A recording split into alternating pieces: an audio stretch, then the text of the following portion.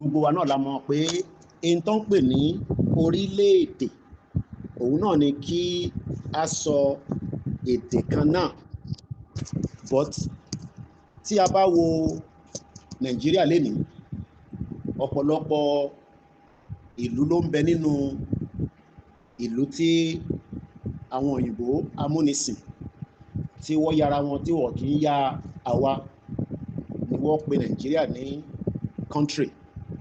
Gbogbo ìlú pátápátá ló wá ní àwọn ẹ̀yà oríṣiríṣi tọ́jọ́ ń gbé nínú ẹ̀. Ìlú kan tí wọ́n ń pè Nàìjíríà, àwọn kan wá invade àwọn ibì kankan nínú ìlú náà ní 1804, àwọn tí à ń pè ní ìran Fúlàní. Àgbé wa débẹ̀ náà lálẹ́ yìí, àmọ́ in tí ó gbé wa jáde gangan lálẹ́ yìí, torí àtẹ̀ láníyàn mọ́ láti ṣe program lálẹ́ yìí, but gẹ́gẹ́ bí àwọn production team wa tí a bá jọ ń wo tó ń lọ ní gbogbo àgbáyé, torí mo ní kò tí ì sí platform kankan, kò ń ṣe pé a fi ń dẹnu, a fi ń dára wa lójú ni. Lórí ìrìn àjò self determination, orí bíbá yìí nìkan lẹ ti lè connect ẹ̀ mọ́ in tó ń lọ lágbàáyé. Àwa ará àwọn kankan tó ń yọ jáde láwọn ìlú kan tí à ń pè ní Amẹ́ríkà, tí àwọn tó jẹ́ adarí ẹ̀ tí wọ́n ń sọ jáde ní èní, àwa ní ká fi tó àwọn ọmọ Yorùbá náà létí, torí pé tí àwa náà bá jókòó níbí tí a bá ń sọ àwọn ọ̀rọ̀ kankan, ó máa ń dàbí ìgbà tí à ń tako àwọn ẹ̀yà Fúlàní. A tako ẹ̀yà Fúlàní, à ń fi tó wọn létí ni pé ilẹ̀ wa ní ilẹ̀ southwest of Nigeria, àwa dẹ̀ fi ya kúrò nínú ẹ̀. Bọ́ká tó ya kúrò nínú ẹ̀, ọ̀pọ̀lọpọ̀ jàǹbá tẹ̀ ń ṣe fún wa, ó gbọ́dọ̀ di tí ó máa di tí a nílé tolerate mọ́ nígbà tásìkò yẹn tó ń súnmọ́. Gbogbo wa náà ni à ń gbọ́ ajínigbé, apààyàn, gbogbo ìlú pátá ní 191 local government bí a ṣe ń sọ̀rọ̀ lénìí. Títí di èní, wọ́n sì sẹ́ndì àwọn tí Fúlàní lọ attack nínú ilé wọn. Kódà wọ́n ló kù díẹ̀, arábìnrin tó lóyún nínú ilé, wọ́n ní Fúlàní yẹn náà máa yọ oyún inú ẹ̀. Bá dúpẹ́ pé ìyẹn ò ṣe nítorí àwọn èèyàn tètè dá sí ládùúgbò. So ẹ jẹ́ ká ka anthem wa.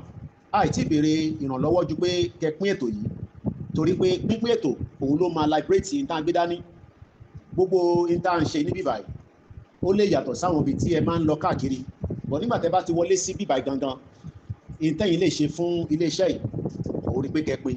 Torí àwọn tí wọ́n ní kò lè possible lánàá náà, àwọn NSDDC wọ́n pa èèyàn, àwọn Fúlàní pa 8 nínú wọn.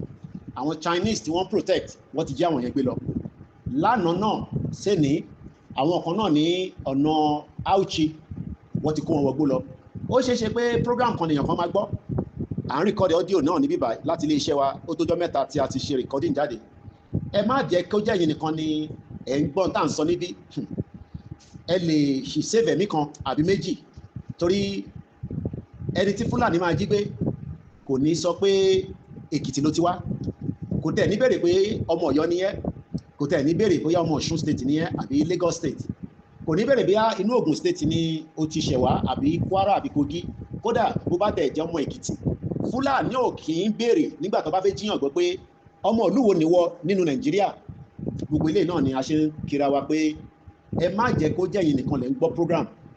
Ẹ pín program yìí lọ sínú church yín, sínú mọ́ṣáláṣí yín, ẹ pín dé gbogbo group tó lúkálukú wà. Kódà táwọn group kan bá sọ pé àwọn fẹ́ràn kan tẹ́ ń post síbẹ̀, ẹ̀yin ṣì máa post síbẹ̀ títí tó máa fi yọ yín. Ẹ̀yin ti ṣe ń tọ́lọ́run yín nìyẹn, torí pé ìrẹsì tó ń sè lórí iná àtẹ̀wà gbogbo wa la máa jẹ breakfast ẹ̀, torí pé ìjọba Nàìjíríà kò lè ṣe nǹkan kan lórí ìdáàbòbò wa. President Tinubu ti wà lórí holiday báyìí, wọ́n lè jí Tinubu gbé nítorí pé ó ní security tó pọ̀. But èmi àtẹ̀yìn tí a bá rìnrìn gbèrègbèrè nínú Nàìjíríà, ó ṣeé ṣe pé àwọn family yín máa ta ẹni tí wọ́n ní lọ́wọ́ láti fi gbà yín sílẹ̀. Ẹ jẹ́ ká anthem wa, torí àfi pẹ́ lórí ètò talẹ́ yìí, torí iṣẹ́ pọ̀ tí à ń ṣe. Iṣẹ́ wa fúnlẹ̀ wa, forílẹ̀ ibi wa, kàgbéga kàgbéga kàgbéga fàlérí. Ìgbàgbọ́ wa ni pé láti bẹ̀rù làbọ̀ mọ́, ká ṣiṣẹ́ ká ṣiṣẹ́ ká ṣiṣẹ́ ká jọlá. Ìṣọ̀kan àtòmìnira ní kẹjẹ́ ká máa lépa ìtẹ̀síwájú fọ̀pọ̀ ire àtòhun tó dára ọmọ Oòduà dìde bọ́ sípò ẹ̀tọ́ rẹ ìwọ ni ìmọ́lẹ̀ ògo adúláwọ̀ àwa ni ìmọ́lẹ̀ ògo adúláwọ̀. Mo kí yín tí ẹ ti darapọ̀ mọ́ wa, mo kí bàbá wa Emeritus Professor Adébánjí Akíntóyè, mo lọ bẹ́ẹ̀ mo kí àwọn deputy wọn méjèèjì, mo kí gbogbo group pátápátá, mo kí bàbá wa tí a mọ̀ sí akọni ọmọ Oòduà, akọni ọmọ Yorùbá tó dúró fún ìran rẹ̀. In tí a fi jọ sọ̀rọ̀ lénìí a fẹ́ tó back and forth, a tún wà lórí conference call pẹ̀lú àwọn ibìkan ní ilẹ̀ Oòduà. Mo kí gbogbo àwọn tí wọ́n ń jàǹfààní lẹ́ǹkankan tí wọ́n rí olóyè bá sọ̀rọ̀, òun ṣe gbogbo èèyàn náà ló lè jàǹfààní ẹ̀. Mo kí bàbá Chief Sunday Adéyẹmọ Ìgbòho Òòṣà. Bàbá ti ní kí n tún ṣàlàyé fún gbogbo ọmọ Yorùbá pé ká lọ máa múra sílẹ̀ láti lọ kí wọn ní gbogbo ìlú Ìgàngán nígbà tí a máa dé ọ̀dọ̀ bàbá wa náà tí a mọ̀ sí Ẹniọlá Ẹniyì ní bàbá wa Oníbodè, bàbá wa His Royal Majesty Ọba Abdulrasheed Adétóyọ̀sí Aníkúlápó Jayéọlá III, the Ọ̀nà Oníbodè of Ìgbòho.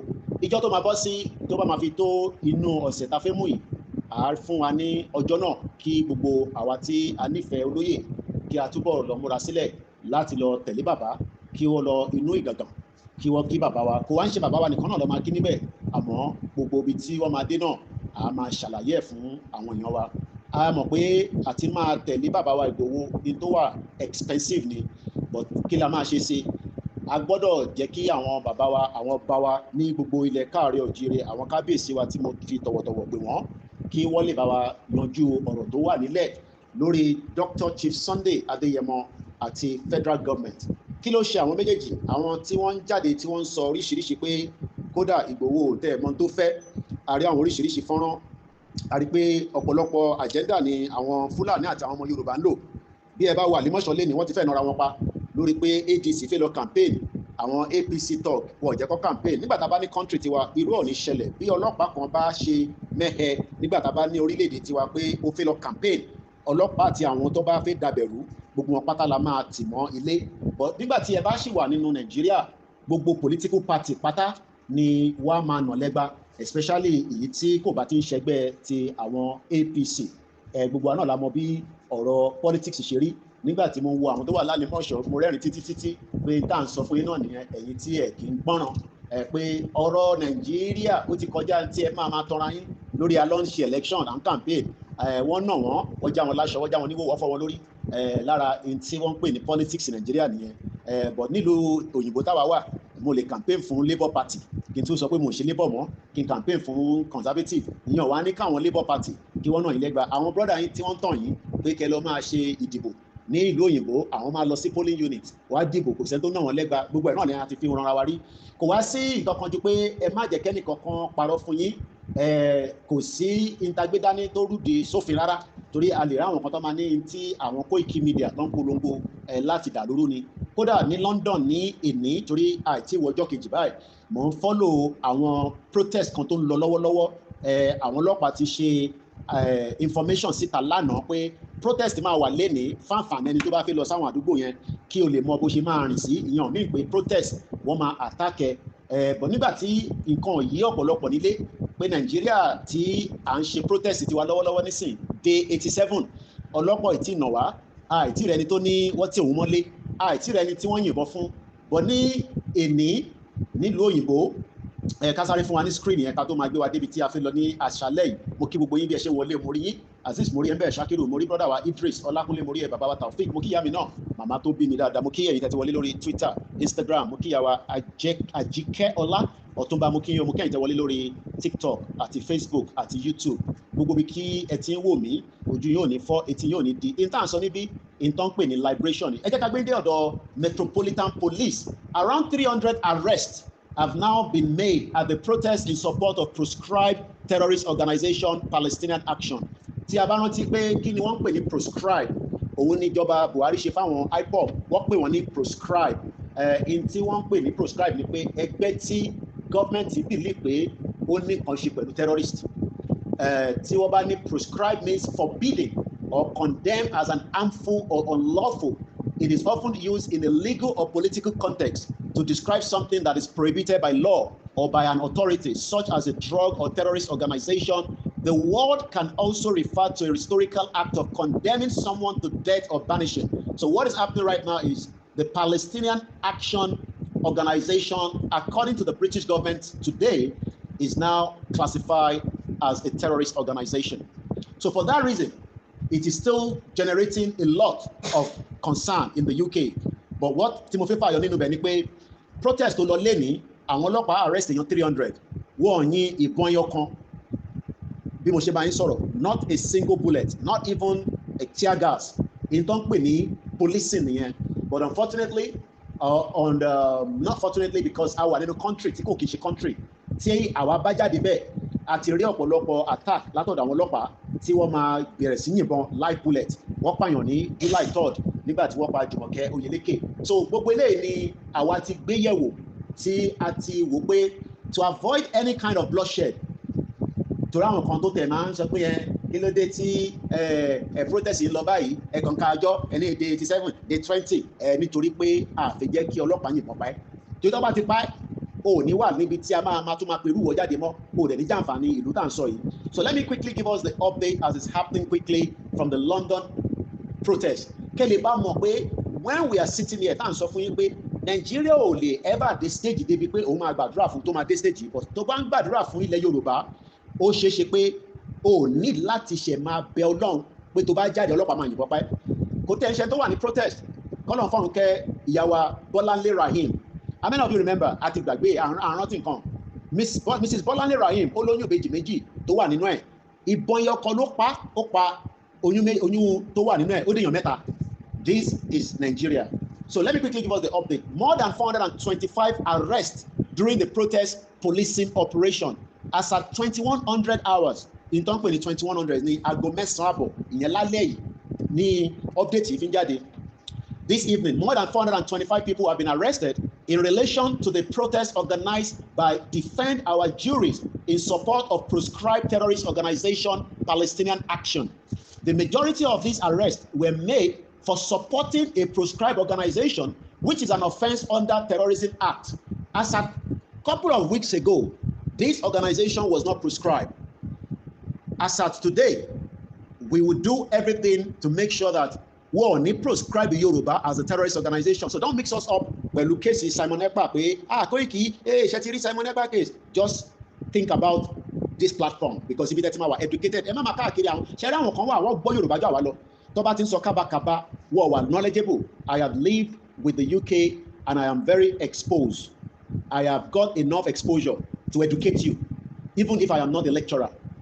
Somebody tó gbé nínú UK tó wà civilized tó colonize wa for 27 years tó máa pé 28 years lọ́dún yìí nínú mọ́ntàwá yìí kò sí nǹkan tó fẹ́ gbọ́ ní any platform tí èmi máa sọ ní bíbáyìí tó máa sọ pé táà ń sọ gba ìrọ́lá ń pa. So be very careful when you're on this platform. This Yoruba Nation movement is not a terrorist organization. Ó lè ohun Tinubu kó lóun fẹ́ problem tiẹ̀ nìyẹn kò ṣe problem tiwa. Our right will be respected and we will continue to forge ahead. But in tó fẹ́ ká ṣe ni pé ká ṣe tó máa fi sọ pé terrorist ni wá. Buhari ló ṣe kú àtàwọn tó pọ̀ bẹ́ẹ̀ bẹ́ẹ̀ lọ Buhari ti kú ní sọ ti bá tiẹ̀ lọ àkútúkú ẹ̀ lọ́run kó máa lọ yanjú ẹ̀ lọ́run. So the fact remains is that when we are running a movement like this, ẹ̀yẹ lẹ́nu jáwáyà tẹ́ ẹ̀dá kọ̀ọ̀kan mọ̀ ẹ̀yin ọmọ Indomie ẹ̀yin tẹ́ ẹ̀ wà exposed tí àti báyé yín jẹ́ tẹ́ bá wá dé bíbá ẹ farabalẹ̀ kẹ́gbọ́n tá à ń sọ because this is not a platform that jokes with this movement. Ẹ bá káàkiri tó ń joke pẹ̀lú movement yẹn, this platform does not joke with the movement. In tí wọ́n fi ń ṣe ní July 1st náà nìyẹn pẹ̀lú olóyè Ìgbòho pé kọ́ lọ attack ẹ̀ mọ́lé kó dẹ̀ bá wọn jà. But Ọlọ́run tó ní Ìgbòho ò ní jà nítorí pé Ìgbòho wà educated torí níta gbé dání bàbá kí tó yẹ jẹ́ kó yé wa pé it's gonna be non-violent. Government ló máa fọwọ́ ara wọn ṣera wọn tí ọ̀rọ̀ Yorùbá máa fi bọ́. Ààrẹ náà lè rí ní àlìmọ́ṣọ́ lẹ́ni wọ́n ti fẹ́ nọra wọn pa ṣẹlẹ̀ àwọn tẹ́ ń bára wọn tán náà yẹn wọ́n máa react okay àwọn máa react táwọn bá wá react ẹ jẹ́ kó fẹ́ tó 2027 kí ẹ wá lọ nà àwọn tó wà ní north ló wọ̀ dìbò fún APC ibi tí ẹ ti máa rí wàhálà nìyẹn okay ìyí dẹ̀ ń ṣe ní south west yẹn ẹ lè ṣe but tó bá di 2027 tí ìdìbò yẹn bá dé àwọn ò gbàdúrà kó dé okay but tó bá dé tó bá bí ẹ̀yin da ẹ lọ nà àwọn tó wà ní north ló wọ̀ dìbò fún Tinubu ibi tẹ́ ti máa rí wàhálà nìyẹn okay ṣe ẹni wèrè lórí ẹni couscous lórí gbogbo òṣì tẹ́ ẹ̀ ṣe nínú south west yẹn ẹ lọ dánwò ní north ẹ wá rí pé ìbọn lọ́ máa fi fọ́ orí yín à ń sọ fún yín ní sẹ́ńdẹ̀ fi gbọ́. So let me quickly just give us this update. Ìdí tí mo ṣe ń ka ilé jáde ni pé over 20,000 people were marching today. 20,000, okay? Wọ́n yìnbọn yọ kan wọ́n pààyàn wọ́n lo anything more than wọ́n arrest àwọn èèyàn. Gbogbo àwọn tó ń arrest ní right to a lawyer. Kódà àwọn lawyer máa ń wà ní protest ground àwa ta máa ń tẹ̀lé wọn lọ sí protest ní London. Àwọn lawyer kan máa ń wà níbẹ̀ tó bá ṣe múyàn wọ́n máa béèrè pé station wo lẹ́ mú lọ wọ́n máa assign èèyàn kan wọ́n máa tẹ̀lé yín lọ. O ò lè rírú ẹ̀ nínú Nàìjíríà Ọlọ́run ẹ̀ níjẹ́ orí ìwọ tó ń gbàdúrà fún Nàìjíríà. So let me read it out so that you just have an idea of what is called protest and how protest is done without any form of killing. Government will do everything to protect the citizen, even if the government doesn't like what people are doing. And when they need the government to like the country, even they proscribe them. But yet, 20,000 people were out on the street in London. Do you know the meaning of 20,000? 20,000 came out for one reason. That reason is to say enough is enough to the killings of innocent people in Palestine. Throughout the demonstration, there was a coordinated effort to prevent officers from carrying out their duties, which escalated to violence. Kò síbi tí kò sí violent. Ẹ̀gbọ́n tó ń sọ bẹ́ẹ̀ yẹn. Pé àwọn ọlọ́pàá ń ṣe gbogbo nǹkan pé kó má sí violent, but situation escalated to violence, where officers were punched, wọ́n jù wọ́n lẹ́sẹ̀ẹ́, kicked, spat. Kọ́ tutọ́ síyàn lára ní UK, tó bá tutọ́ síyàn lára lásán pé o kò tutọ́ síyàn lára, ó lè ṣẹ̀wọ̀n torí ẹ̀. Is a big crime. Wọ́n like it rárá. Spat at. An object thrown at them. Tó bá jẹ́ pé àwa náà bá ṣe ń jáde náà là ń ṣe bẹ́ẹ̀ ṣe mọ̀ pé ẹ̀mí ó ṣe jáwọn ọmọ Yorùbá ṣe ń ṣe báyìí kí ló dé ẹ̀lẹ́kọ̀ọ́ ni ní kíní kan ni. But because this movement is a non-violent, the government is trying to put us in a situation where there will be confrontation between the Yoruba Nation movement and the federal government. But because we have a leader that understands who we are, a leader that appreciates that, yes, we want our rights, and our rights must be respected, but that right will not lead to confrontation between us and the federal government.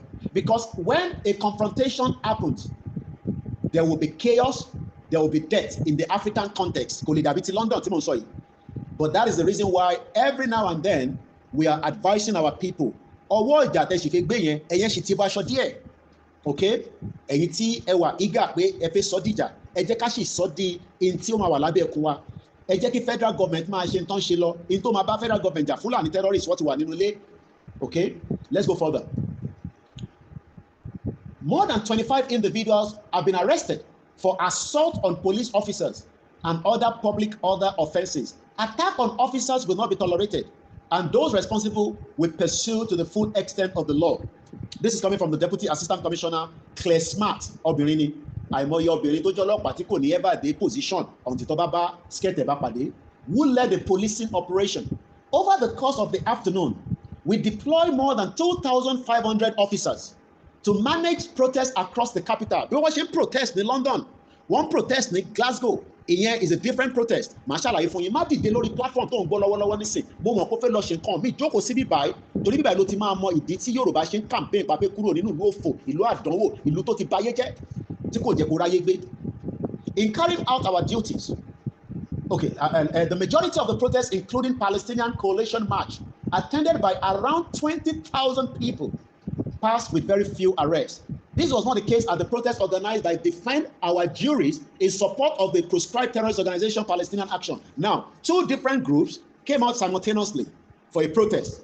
Ó dàbí báwa náà ṣe ń jáde gbogbo rally tá à ń ṣe, kò tí ì sẹ́nìkan tó máa sọ pé gbogbo rally tá à ń ṣe o, àtàkọ̀ ọlọ́pàá. That is what is called we have a good leadership. Ìwọ lè máa fẹnu já wáyà pé báyìí ni, but kò sí evidence, and the federal government also knows that. In carrying out our duties, our officers have been punched, kicked, spat on, and object thrown by protesters. It is intolerable that those whose job is to enforce the law and keep people safe, in this case, arresting individuals committing offenses under Terrorism Act, should be subject to this level of abuse. Ìtàn sọ ni pé àwọn ọlọ́pàá tó ń jẹ́ ààbò fún àwọn tí wọ́n jáde gbọ́dọ̀ kick wọn, but kò sí ibi tí kò sí ṣe. So fẹ́yìn tí ẹ sọ pé kò ìtàn ṣe yìí ó wrong.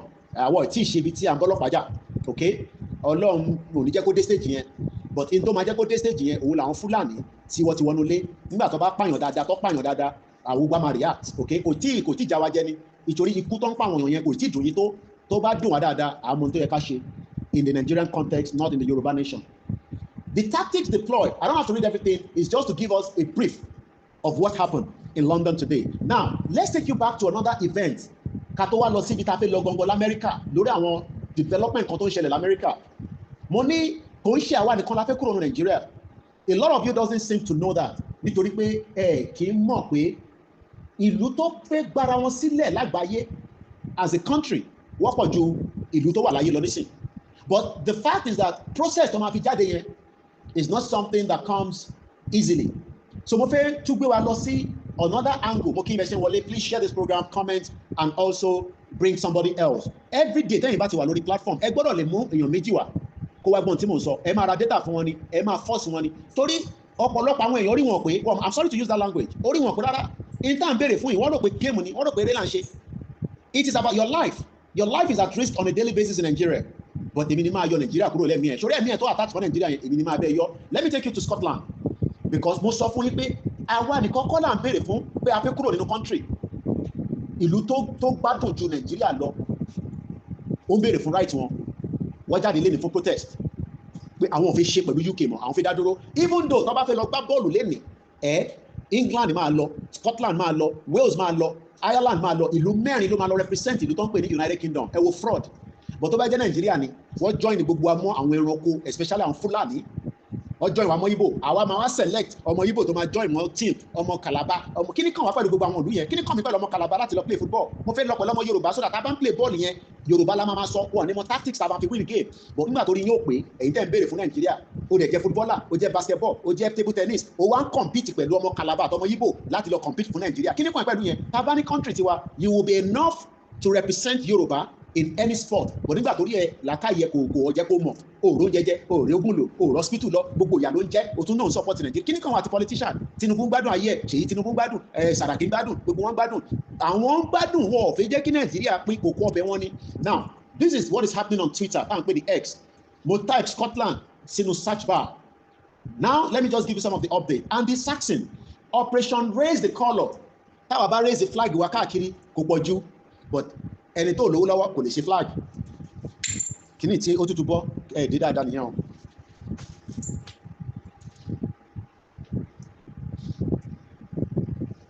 Mo bẹ̀ yẹn wá ẹ̀dẹ̀ tó kó tight.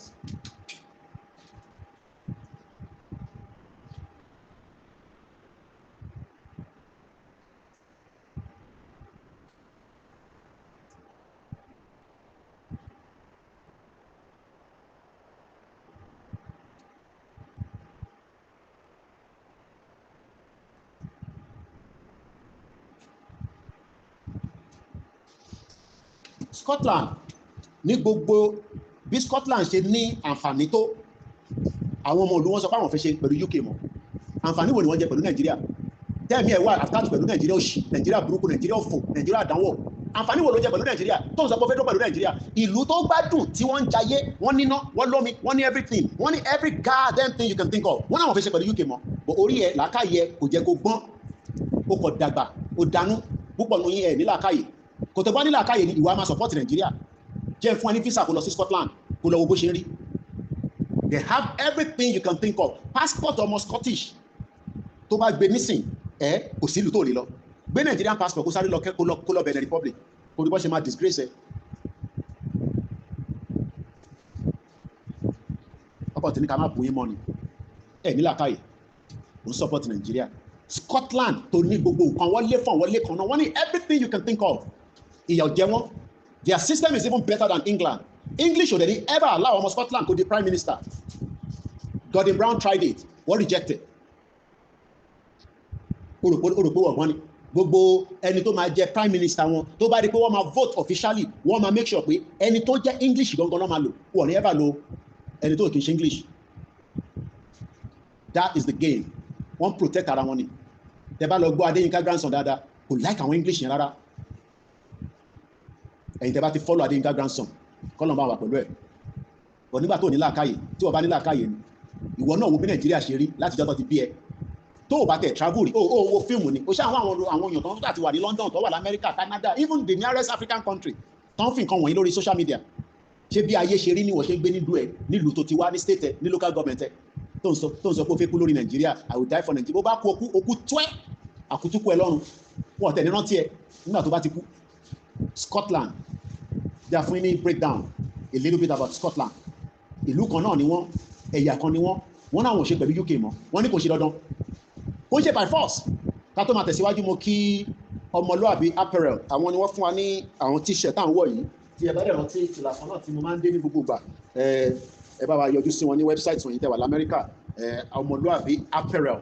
Gbogbo tí ẹ bá fẹ́ ní aṣọ tó da, ká sáré fún yín ní screen yẹn fẹ́yìn tẹ́ wà lórí YouTube àti Facebook, torí kí ẹ lè mọ bí screen wọn ṣe rí. Èyí tí wọ́n ní ká máa dá sí inú ìrìn àjò yìí, ẹ wá ràn mí yàn, ẹ lọ sí ysdm.org, ẹ rí àǹfààní àti lè dáwó, owó ni a máa fi ṣe movement. Mò ń wo Ukraine, wọ́n produce 100 of drone ẹyọ kankan is $50,000. Ìkan náà àwọn drone yẹn ó wọlé sí reserve kí náà àwọn Russia gbogbo blow dànù, ẹni máa kú ló máa kú, ẹni máa yè ló máa yè. Òun lọ̀rọ̀ tó ń lọ lọ́rọ̀ àwọn Russia àti Ukraine. $50,000 àbáníkà dáwó níbí báyìí. Àdúpẹ́ lọ́wọ́ ẹ̀yin tẹ́ ń bá wa dá Tokyo 778, gbogbo ẹ̀yin tẹ́ ń náwó sí wa, àwọn tó ní náwó ní náwó sí wa. Iye gbogbo wa ta mẹ́fà dásìkò gbogbo ẹ̀ máa dàrú, a ṣe ń dọ́gbọ́n ni. Nígbà bá dàrú, owó yín àrí, owó tẹ́ nígbà níwà níbi ìdówó yín mọ́. Ìsìn ta nídẹ̀, tá ń béèrè fún, ta nídẹ̀ urgently láti fi ṣe lot tí movement máa fi tẹ̀síwájú, ẹ tọ́jú owó yín pamọ́, ó kù díẹ̀. So ẹ̀yin tí ẹ wà lórí kíni Ọmọlúàbí apparel, aṣọ tí mo wọ̀ yìí, òun náà lè rí ló wà ní left yẹn, ó ní bèbí yẹn wọ̀, fine girl, ọmọ America, ó máa ń fine gan ni, òun lè rí yẹn. So gbogbo èmi náà ní fi mẹ́ta, ó dà pé mo ní black eléyìí, fìlà yẹn lè rí ní on the right hand side, ẹ bá wọn ṣòwò, àwọn èèyàn wa ló ní tó jẹ́ ọmọ Yorùbá tàtà, crossbar tí máa ń wọ̀ yẹn, òun náà lélẹ̀. So mo dúpẹ́ lọ́wọ́ Ọmọlúàbí apparel, iléeṣẹ́ wọn ò ní jóná láíláí, a máa lọ síwájú ni, kò ní lọ sẹ́yìn, ẹ bá mi darapọ̀ mọ́ wọn. So bí yẹn ṣe lọ nìyẹn. Now let's come back and go back to Scotland. Lórí Scotland mo fẹ́ sọ̀rọ̀ lórí Amẹ́ríkà gbọ̀ngbọ̀n ni ètò tí mo mú wá, mo fẹ́ fi yẹn ṣe wọ́n ní eégún ńlá, ẹ bá mi parí ẹ̀ ló ń ṣe kinní kan ni. Ẹ jẹ́ ká gbé yín lọ sí Scotland. Nǹkan kan ṣẹlẹ̀ ní Scotland lénìí. I wish I was in London, I would have attended. Mo máa ń fẹnu sọ́nà ni, nígbà tẹ́ ẹ bá fún wa lówó, ṣé ó yẹn kọ́ máa lọ́wọ́ train, owó níyàn máa fi ṣe gbogbo nǹkan. But I am not in London, so I'm in Africa. Àwa níjẹ̀ bóde tá ti ń jẹ ìkọkọrẹ́ wa. Now tẹ́ bá wo Scotland, ìlú wo ló ń pè bẹ́ẹ̀? Wọ́n ní flag tiwọn tó yàtọ̀ sí ti England. Òmùgọ̀ ó ń béèrè pé kí la fi ṣe flag, kí ló kàn ẹgbẹ́ ìdúbà tá fi ṣe flag. We can change it at any time. America ní fẹ́ fi ṣe the last part of this broadcast. Má sá lọ torí information tó wà important tí mo gbọ́ lẹ́nu Trump àti Vice President. Kódà I have no reason to come out tonight torí wọn gangan mo ṣe jáde lálẹ́ torí bó ṣe gbé mi lára. Tẹ́mi bá ti rí nǹkan kan máa ń tètè jẹ́ kí n tètè wá release ẹ̀ torí mo lè lọ sùn kí ló máa bí mi. And that's why I'm a little bit upset tonight.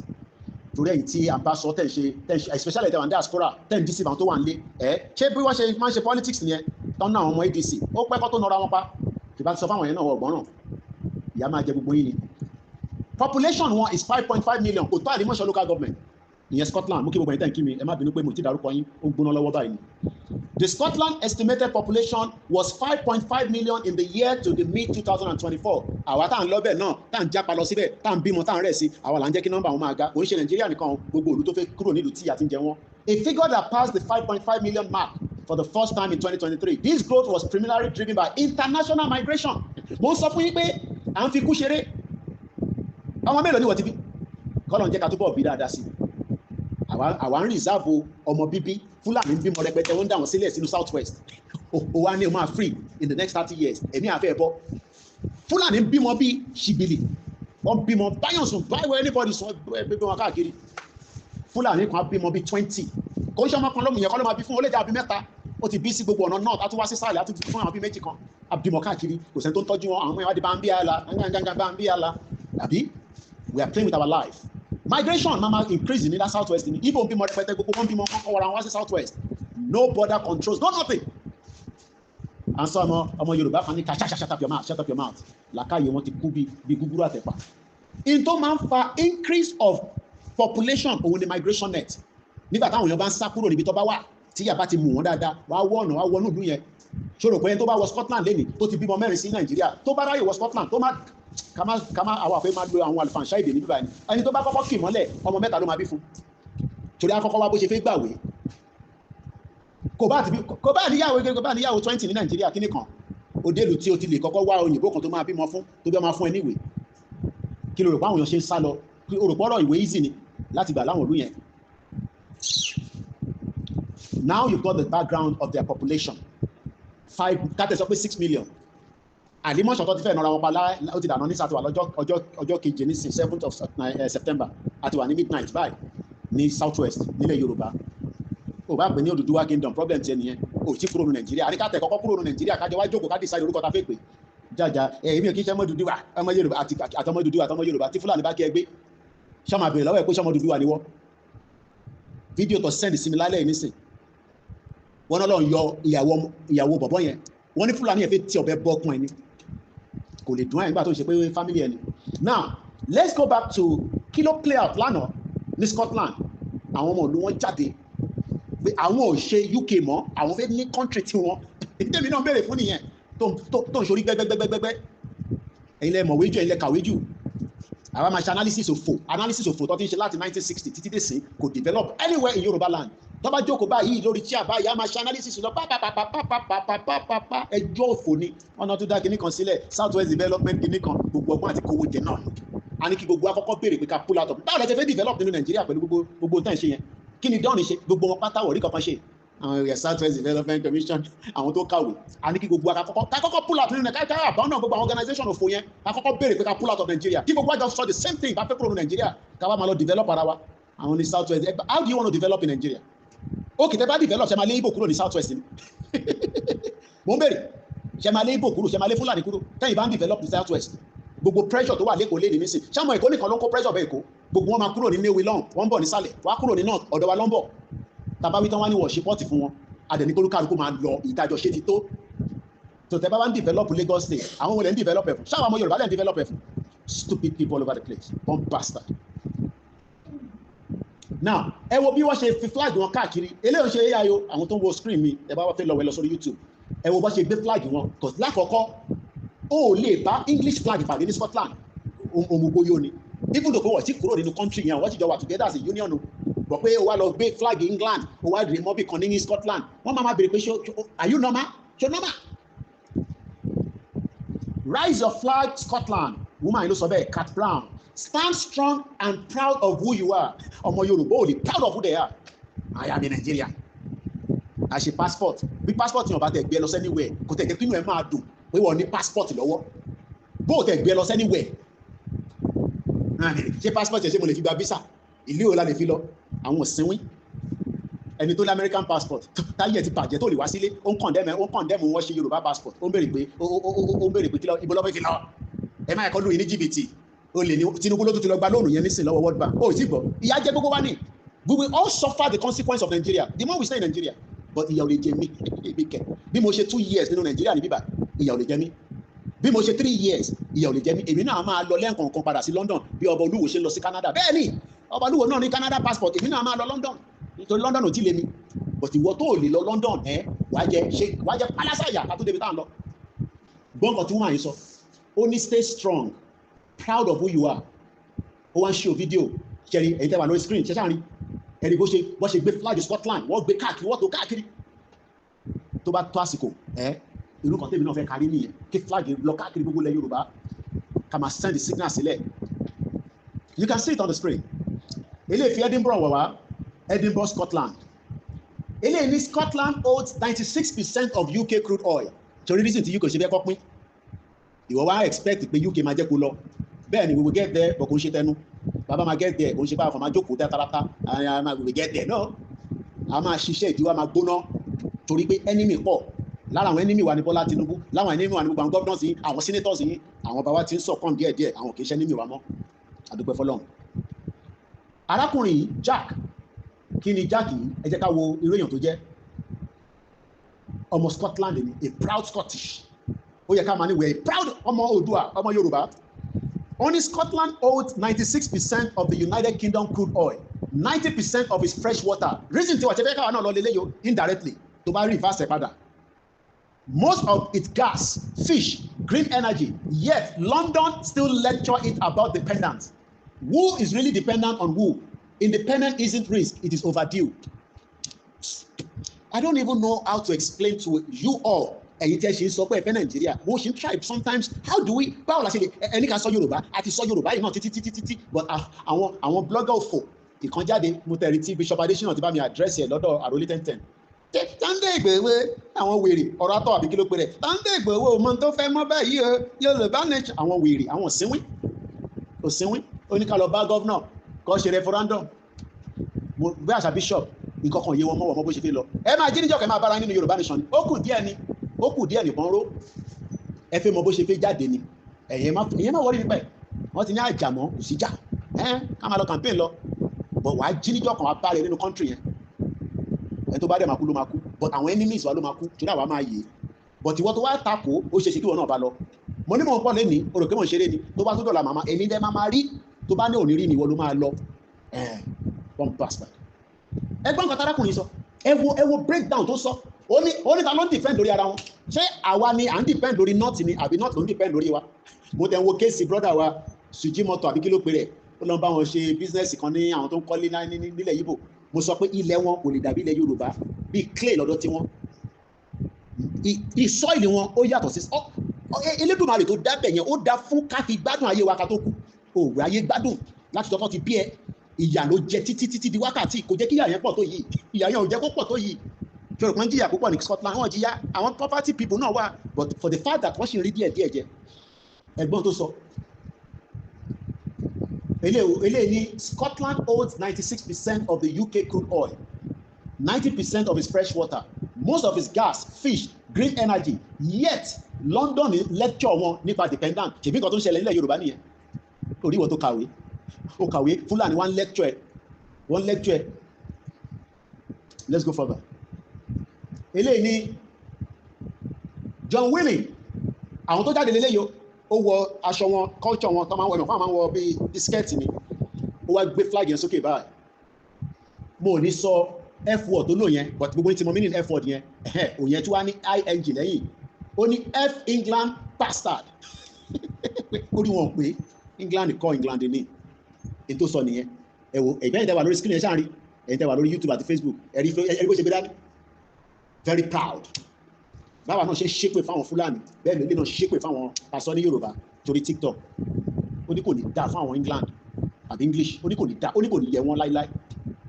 ọmọ Scotland ló sọ yẹn bọ̀tẹ́ni bá sọ nísìnyí adájọ́ akóríkì wàhálà tí ẹ ṣe pọ̀ tó yìí náà kí ni Britain ṣe fún ẹ wọ́n ṣe kọ́kọ́ fún mi wọ́n ṣoore fún mi èmi náà ṣoore fún wọn because kò ń ṣọ̀fẹ́ ni mo ń gbé níbẹ̀ mo san tax wọ́n dẹ̀ fìyà jẹ mí bọ̀ kò lè yé wọ̀ Ọlọ́run jẹ́ kí wọn náà dé UK ok wà wá understand tá à ń sọ ẹgbọ́n kan tó kọ́ ọmọ Scotland ó gbé sókè ní ẹ̀kẹ́ ìyàwó gbé sórí social media ẹlòmíì bá pèsè sí tàbá ní kí lorúkọ yá ẹ má yẹ ká dárúkọ àyà máa já àyà ń já fún Fúlàní kò fẹ́ kú bọ̀dà wa ta gbójú síta àtúmọ̀ wá ní kẹràn wá lọ́wọ́ ẹlòmíì àti wá ní wọ́n ti kówó jẹ o ẹ̀pẹ̀ lọ́wọ́ wọn wọ́n ti kówó jẹ o ó ní kò ní yé àwọn English ó náà mọ àlè ni wọ́n torí àwọn lọ́kọ́ wọn pa kókó tó fi jẹ́ káwọn lọ ẹ̀bí kúkú kọ́ mo sọ mo kàn fún ní this is what happened in Scotland today o ó ti dànù nísìn àná ọjọ́ kẹfà lọ́ṣẹ̀ rálì wọn eléyìí ní restore Scotland ẹ dá Scotland padà kó dá dúró àfi ní kankan ṣe pẹ̀lú yín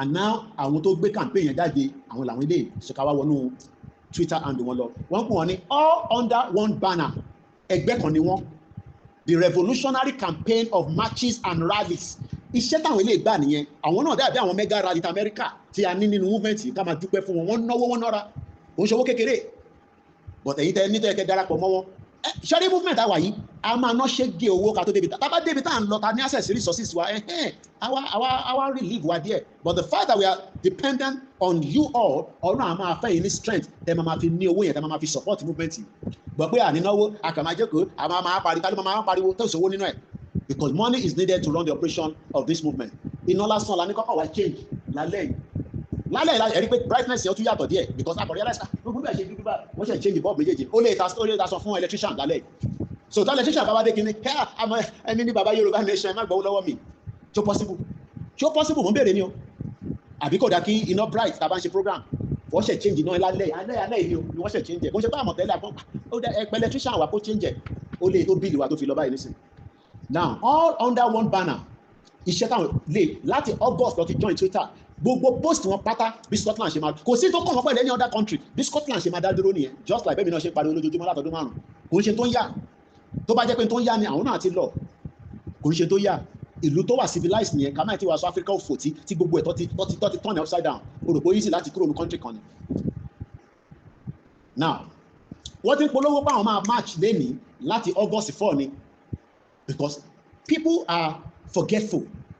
Ìyẹn làwọn náà ṣe máa ń rán wa létí a lot of things continuously. Ìyẹn la máa ń ṣe ní ibi tẹ́ bá ti rò pé n tó ń sọ níbẹ̀ kò ní nǹkan ṣe pẹ̀lẹ́yìn kí lè lọ ń gbọ́ bẹ́ẹ̀ fún.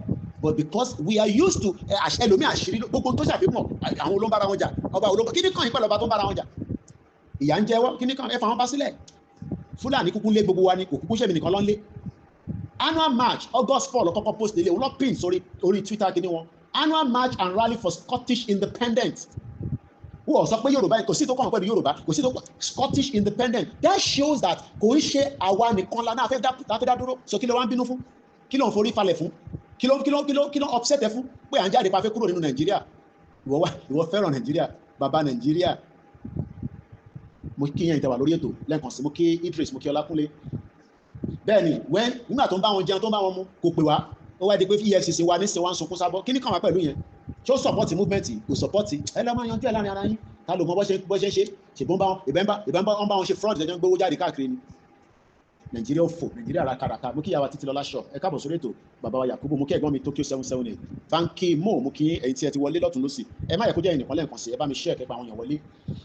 When we go into the next hour a lọ sí America ní tí mo mú wá fún yín ìyẹn máa gbóná díẹ̀ but máa control temperature mi torí èèyàn máa lè ta máa jókòó síbà ta máa rò pé ni mo ń ṣe ní bíbà o rò pé easy láti jókòó sórí chair for 3 hours 2 hours 1 hour. Ẹ jẹ́ ká padà sí Scotland mo ní kò kí ń ṣe àwa nìkan la fẹ́ dá dúró lórí àgbáyé mo padà lọ sórí UNPO so sometimes a lot of us like journalists like this ta bá ń bá àwọn èèyàn wa sọ̀rọ̀ pé kò ń ṣe àwa nìkan la fẹ́ dá dúró lágbàáyé. I will be forced to play a video wọ́n à nílò audio wọn mo kàn fẹ́ kẹ́ wo gbogbo ìlú tí ó wà lábẹ́ UNPO tó bá ti wá débi ti Yorùbá flag tí wọ́n lò màá wá stop ẹ̀.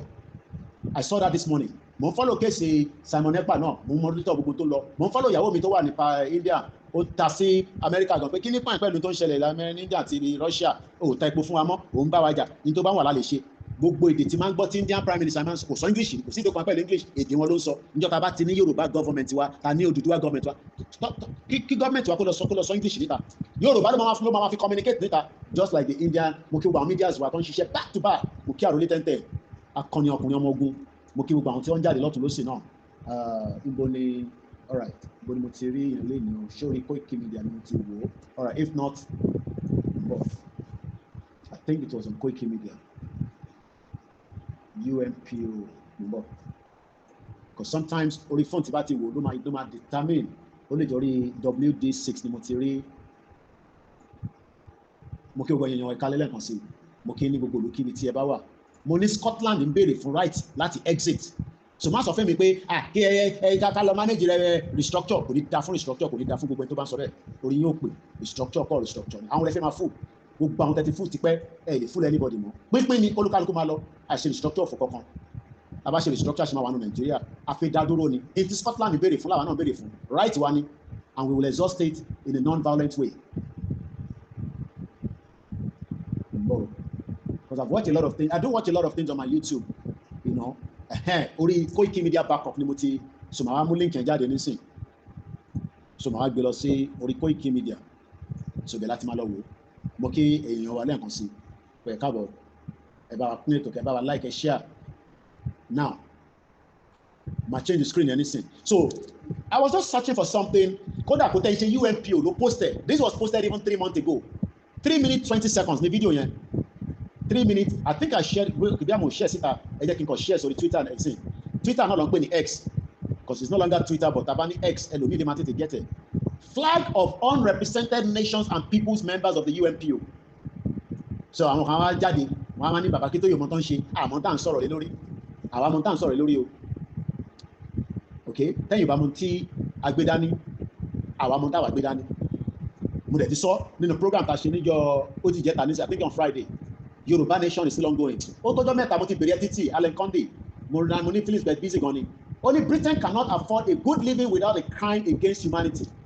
Brother mi yẹn kò China ló wà kò tó bá sọ̀rọ̀ Britain ó lè fọgọ́ ọmọ ẹ lórí kò like Britain rárá òun nìkan ní comment section ó mọ in tó ń pè ní Britain yàtọ̀ sí mi ẹlòmíì ọmọ tó ń pè ní Britain mo kí bàbá wa Kọ́lá wọlé now ẹ jẹ́ ká kúrò lọ́dọ̀ àwọn Scotland yẹn mo fẹ́ lọ sí flaggy let me stop the screen sharing now àtúwá share screen again mo fẹ́ kẹ́ lọ wo ẹ monitor tẹ́ bá lè mú pen and paper dání kẹ́ka ìlú mélòó èmi náà kà títí tó máa fi dé ti Yorùbá fáwọn tó ń béèrè fún right wọn gbogbo flag kankan ni wọ́n wá ṣó orúkọ péjì ẹni kíní kan goaila nílò audio torí mo mọ̀ bí wọ́n lè ní copyright wàá lo video yẹn it's 3 minutes 20 seconds this is just precedent àti náà fi máa lo video mọ̀ but just to tell those of you that are still in doubt now lákọ̀ọ́kọ́ only the unrepresented nation this is like the write-up about 29,793 people ti wo video yẹn on the 10th of May ọdún ìlọ posted òun ṣe last year no tẹ̀ wo débi báyìí tẹ́lẹ̀ only the unrepresented nations and peoples organization tó ń pè ní UNPO is an international organization just like United Nations. United Nations is not a country. Organization Yorùbá ti wà before United Nations. But òun ni àkójọ gbogbo country tó wà together inú oṣù yìí ní sinwọ́n máa pàdé every September of each year ló máa ń ṣe General Assembly and I think this year will be the number 88.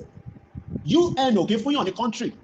So o lè sọ pé United Nations ẹ wá fún àwa Yorùbá ní country àfẹ́gbà country wa kí ni kàn wọ́n pẹ́ fẹ́gbà country ẹ̀yin lẹ́ máa lọ ṣe gbogbo tó yẹ kẹ́ ṣe tí ẹ bá ti ní àwọn criteria tó sọ pé ẹ lè jẹ́ country kí ni the first criteria ṣe láwọn tẹjọ́ ń sọ èdè kan náà ṣé ibi tẹ fẹ́ lò yẹn ṣé ẹ̀yin lẹ níbẹ̀ ṣáwàlá nílẹ̀ Yorùbá ṣé Britain lóní ṣé America lóní ṣé China lóní kí la wá ń ṣe máa lọ máa bèrè lọ́wọ́ America bá fẹ́ kúrò ní Nàìjíríà kí ni káwọn fàlọ́ gbogbo yẹn a ṣe ń ṣeré ọwọ́ ní àìtí rẹ̀ dì ní nígbà tá a bá rẹ́dì gbogbo ẹ̀ máa wà grounded America ló máa wá bèrè pé kí ló ṣẹlẹ̀ àwa ní èyí tó ṣẹlẹ̀ ni pé àwọn ọmọ nílẹ̀ ti dé afẹ́ gbalẹ̀ wa padà but nígbà tá àìtí dé stage yẹn a máa ṣe campaign lọ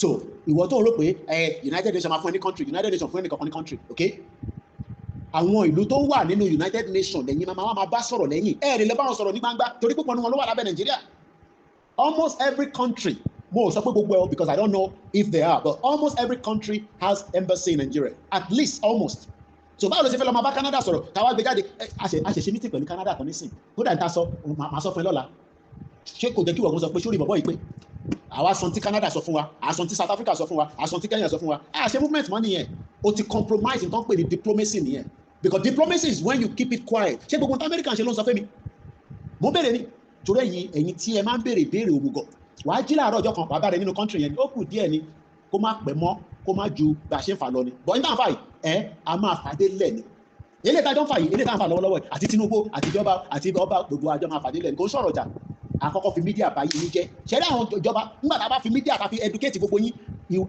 tó bá gbóhùn ní ààrẹ a máa gbóná ní gbirigbiri pé bọ̀bọ̀ yìí ìmú lọ ti rélé ìmú bó ṣe máa rí lára ènìyàn ìwọ náà wá dìde sórí spirit tó tọ́jú yẹn á wá ju ti gbowó gan lọ ẹlòmíì ṣe máa ṣe tó ju ti gbowó lọ ó kù díẹ̀ ni wọ́n ló kù díẹ̀ nìbọn ró ọ̀nà mú adébẹ̀ gbogbo àwọn tó dẹ̀ ti kú náà Ọlọ́run foríjì wọn Ọlọ́run tẹ̀wọ̀n sáfẹ́fẹ́ rẹ̀ mo kí ẹ̀yin wa lẹ́ẹ̀kan ṣe bá mi pín ètò ìtorí Elédùmarè àti nìkẹ́ fún wa lówó ẹ bá wa pín eléyìí náà ká padà sí fídíò tí mo fẹ́ fi wọn wá ṣé àti rẹ́dì kájọ lọ wo fídíò yẹn mo kí ẹ̀yin tẹ́tí wọlé Mr. Kọ́lá wọlé mo kí yàwá bàbá wa ní o I believe kì máa mix ẹ̀ torí ọ̀rọ̀ yìí máa fẹ́ di ọmọ yìí láti jọ́ lòtún Mrs.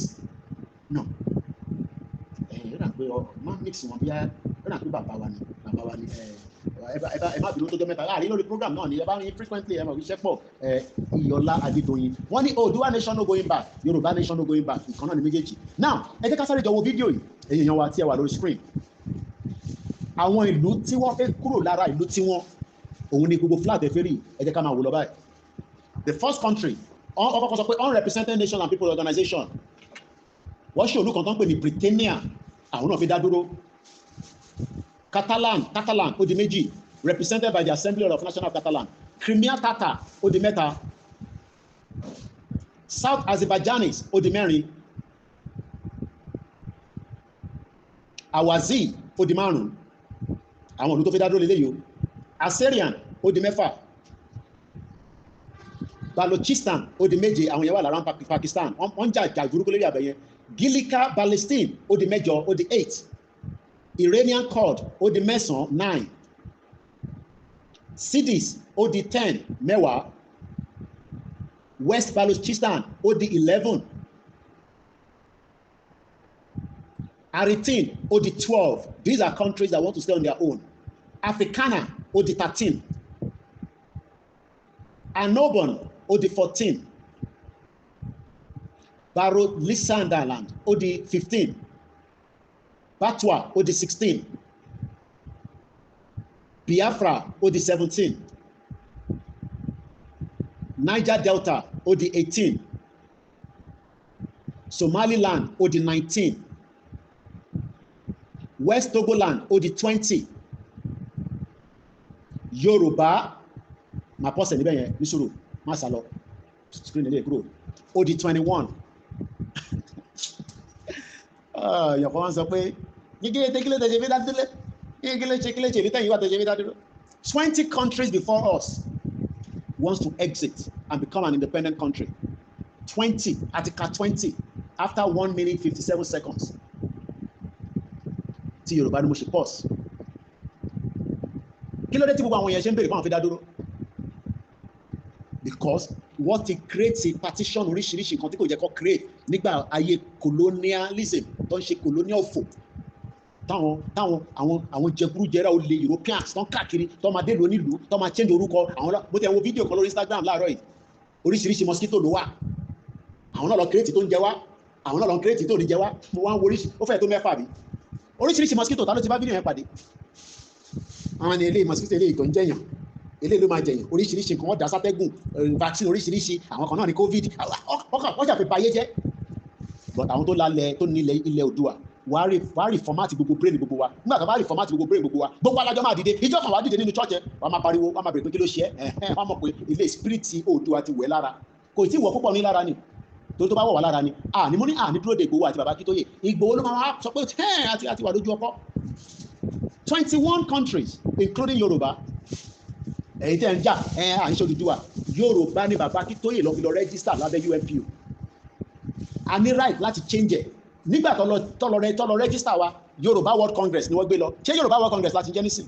and they can change a lot of things into important ni pé ká kọ́kọ́ pull out the structure ká break the structure yẹn we are no longer Yorùbá World Congress ó ti di ìlànà ọmọ Oòduà from ìlànà ọmọ Oòduà lọ fọ́ọ̀mù YSDM nínú YSDM láti wá ní many groups kọ́dẹ̀ ló máa gba country fún wa group máa work in conjunction with the YSDM láti make effort yẹn kó ṣiṣẹ́ just like báwọn ọmọ Scotland ṣe náà ẹgbẹ́ kan tó ń ṣe iṣẹ́ tàwọn ni pé kó ṣe rally kó polongo rally gbogbo rally tọ́dẹ̀ ń ṣe yẹn nísìn ṣé wọ́n ní dáwó ẹ má dáwó àwọn wèrè kan jókòó sórí social media àwọn wálé o ẹ má dáwó fún wọn kí ló fẹ́ fowó ṣe kí ló máa fowó ṣe mo kí àwa pastor mọ́ òkè mọ́ bẹ́ẹ̀ gbà tí mo rí ọlọ́run àwọn pẹ̀lú àwọn family yín alẹ́ kan dín náà busy pẹ̀lú family mo kí bàbá wa dé lẹ́yẹ ẹ bá mi gbọ́ olóṣèbọ̀ tí mo bẹ̀ torí ọlọ́run ẹgbẹ́ tó ń ṣe agbátú rally yẹn nísìn ní Scotland ṣé ọ̀fẹ́ lọ́mọ máa ṣe gbogbo print tó ń ṣe yàn ọ̀fẹ́ ni a nítorí àwọn fi gba country ṣé government máa sponsor wọn government ò ní sponsor wọn individuals and organizations and people will put their resources together and make it happen ṣé kò yẹ wọ́n lè ní nísìn gbogbo ìlú ló pátá lọ́ti rí wọn bò nítorí pé Áfíríkà làwa wà tiwa máa yàtọ̀ tiwa tí ò bá wọnú kó di wóró sí wóró kò sẹ́ni kankan tẹ́ bá expect CNN tó bá má bá yín pé rally kan tẹ̀ ń ṣe ìrọ̀lẹ́ pa àwa mídíà tá à ń pariwo ilé máa fún ní gbogbo resources tó máa fi work alẹ́ yìí nísìn wọ́n gbé ilé ìwà bá mi pé àtàlákùnrin bóyá ẹ máa nífẹ̀ẹ́ sí àìtí ìsanwó ẹ̀ báyìí nísìn wọ́n ṣẹ̀ ìdúwà lálẹ́ fún mi òun ni Apple Mac bílẹ̀ nísìn àtẹ̀tí ìsanwó ẹ̀ àti negotiate price èyí tó ń pè fún mi mọ́ ní kò tẹ̀ òun lélẹ̀ nísìn this just came to me kódà mo kọ́kọ́ lọ gbá sí pé ṣó ṣiṣẹ́ òun ni Káyọ̀dé mo máa ń láìkọrin bàbá ìgan bí pẹ́pẹ́yẹ bá jòkúta omi ni ó fi ṣu òun ni mò ń gbọ́ lórí ẹ̀ ó dáadáa bó ṣe kéré ẹ gbọ́ so mo ń test ẹ̀ lọ́wọ́ and it's a UK one tó bá yẹ pé ibi táwa náà lówó ni àti ra rẹ́bọ̀ cash converter ṣẹ́ni tó ń fẹ́ tà nísìn kò ní tà ní price £249 ni wọ́n kọ sí ní cash converter price kò ṣe pé mi náà mọ cash ibi tí cash converter wà ní London nígbà bá ẹ fún wa lówó ká rówó fi ṣe nǹkan gidi ní àsìkò tó yẹ wá ṣé mo ní mo fẹ́ fọwọ́ jẹ gàgàrà ni àbí mo fẹ́ fi jẹ bọ̀lì I need owó I need the resources to work with machine kan là ń lò yìí èyí tó jẹ́ láyẹn mo lè gbé yẹn kúrò London tàbá tún lẹ́yọ kan sí báyìí náà nìsín oníṣẹ́ tó máa ṣe fóònù ni mo fi monitor níbí báyìí náà nìsín fóònù kan tún lélẹ̀ la fi monitor we need resources ẹ̀yin orí CNN ni ṣebí Big Brother lẹ́ ń wò 50 yẹn wọ́n sọ fún mi pé ní section Big Brother kan tó ṣe wọ́n ní bọ̀bọ̀ kan kámẹ́rà tó wà níbẹ̀ wọ́n ní 52 cameras ni ẹ̀yin orí production Big Brother yẹn ni káwọn máa wà lówó gidi káwọn náà ṣe Big Brother. Media is the first people that will fight for you kí ohun yẹn lè jáde dáadáa ní gírígírí tàbá ń dún kó máa wọlé sí wọn lára kí Tinubu má lè sùn ní London bí bó bá yẹ pé ibi tó wà náà yẹ kí ra tíkẹ́ẹ̀tì kí máa lọ London kí lọ máa jágbe mọ́ níbi tó wà mọ́ ibi tó wà bọ́ gbé sínú kọ̀rọ̀ máa lọ máa pariwo mọ́ ọmọ àlè Fúlàní ṣé wọ́n là ń bá sọ̀rọ̀ níbi báyìí wọ́n bastard torí Fúlàní ló bí ní àtọ̀tọ̀ fi bí púpọ̀ nù yín gbogbo yín ó díjẹ́ tá bá gba country wa lámọ́ bá ṣe máa dé pẹ̀lú yín ó kù díẹ̀ ó ní go and work ọdẹ ilé tí mo ń ṣe ìkan ṣiṣẹ́ ọmọ àlè mo kí gbogbo ẹ̀yin tẹ́tí darapọ̀ mọ́ wa. Koiki, stop using Yoruba Nation. That name will cause us internal war. Internal war. So Baba Kito is called the Yoruba people. For a month, internal war. Cause us internal war. Internal war will not cause me. Then if I fake below Yoruba Nation, any rights? A mass of me picking up with Yoruba Nation. Now let's go back to the discussion. Article 21 countries. Èmi kúkú fún àwọn mo ṣe fídíò yìí mo bá pàdé náà ni. Mo ti blọ́ọ̀kì wèrè dànù ẹ máa kó yọ ilẹ̀ mo ti lé wèrè dànù àti kíkẹ́ àtọ̀ Fúlàní lọ́ fi bì púpọ̀ nù wọn kan tó máa ń lórúkọ Yorùbá ti dictate wọn wọn ṣọmọ Ìgbò pọ̀ nù wọn wọn máa lọ lórúkọ Yorùbá wọn ní different profile ẹni tá nílò yẹn á tún padà wá lọ́la orúkọ bí ló tún máa lò criminals will be criminals. Now look at 21 countries ẹ jẹ́ ká parí country tó kù ká tẹ̀ mọ́ mélòó ni country tó tẹ̀ ṣe campaign pàwọn fẹ́ lọ Article 21 ẹ jẹ́ ká release video yẹn ká continue ká wá lọ sí America torí mo ti fún yín ní breakdown ti Scotland màá lọ sí America 2 hours náà ní program yìí ká lè lọ sùn kọ́nà kó tún jí wa sáyé. Let's continue the video. So Zambia ó di 22 East Turkestan ó di 23 Among ó di 24 South Mongolians ó di 25 Taiwan ó di 26 Tibet ó di 27 Goan ó di 28 Aceh ó di 29 Chicken Hill Tract ó di 30 Karakoram ó di 31 Nagaland ó di 32 South Moluccas ó di 33 West Papua ó di 34 District of Columbia, Washington DC ó di 35. These are 35 indigenous people that are tired of Ibitoko Wansi Toward currently and they want to exit.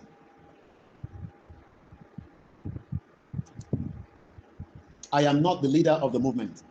So, Buboro, change of name here, do not entangle me with it. I am going with the instruction of the leadership of the movement. Koiki, remember, no one knows it all. You call a leader Montonshi. No, and we cannot all come be leader. Check in your metal loma, at least at the metal loma in play, but in your conscious loma, get leader on in play. In your major, they walk up. So, don't bring this issue of Koiki, change the name Yoruba Nation, so Yoruba Nation. No, not on this platform. I have a leader. Olóyè gan tó ní òun believe in Oduduwa Nation. Tẹ́ bá lọ gbọ́ fídíò yẹn dáadáa, ó sọ níbẹ̀ òun ní tóun máa pè nìyẹn. So all these àkíṣe Yorùbá, àkíṣe Oduduwa, the issue is still something that will be looked into.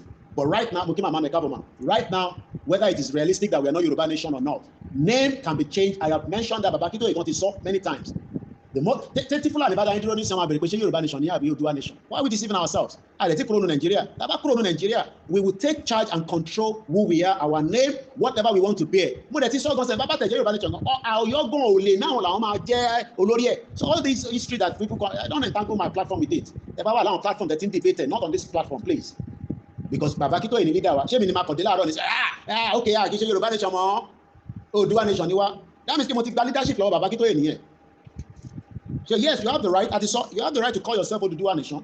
But I might be watching by. If I want platform, me talking so any right láti máa sọ níbẹ̀. But lórí platform tiwa is called Yoruba Nation / Oduduwa Nation. Let's finish up because of the time and do not get distracted. Pẹ̀lú orúkọ yẹn torí ta mú wá gangan ìyẹn gan lẹ́ẹ̀kẹ́ focus lé lórí. So now let's return back. Màá kọ́ gbọ́ padà lọ sí Scotland. Káwo some of the events of the day tó ṣẹlẹ̀ lánàá lórí ọ̀rọ̀ bó ṣe jáde fún rally. Èèyàn kan yìnbọn pa wọ́n, èèyàn kan ṣe wọ́n ní jàǹbá. As against Nigeria. To the Toba Nigeria, only God knows what would have happened. Okay, okay, the wrong one. The reason when you are the only big organization, we should be but you have to do everything yourself, but it's part of the job. Now, let's return back because now we have to monitor the show screen. Okay, from the safety domain.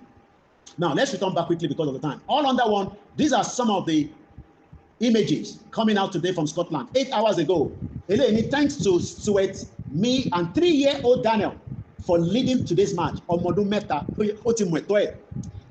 Kátà sọ pé àwọn ọmọ ọdún mẹ́ta tiwa wọ ọmọ right wọn, but ìwà àgbàlagbà ó jẹ́ kó ní làákàyè pé ọmọ ò gbọ́dọ̀ máa sùn nínú ooru, ebi ò gbọ́dọ̀ máa pọ́mọ sùn.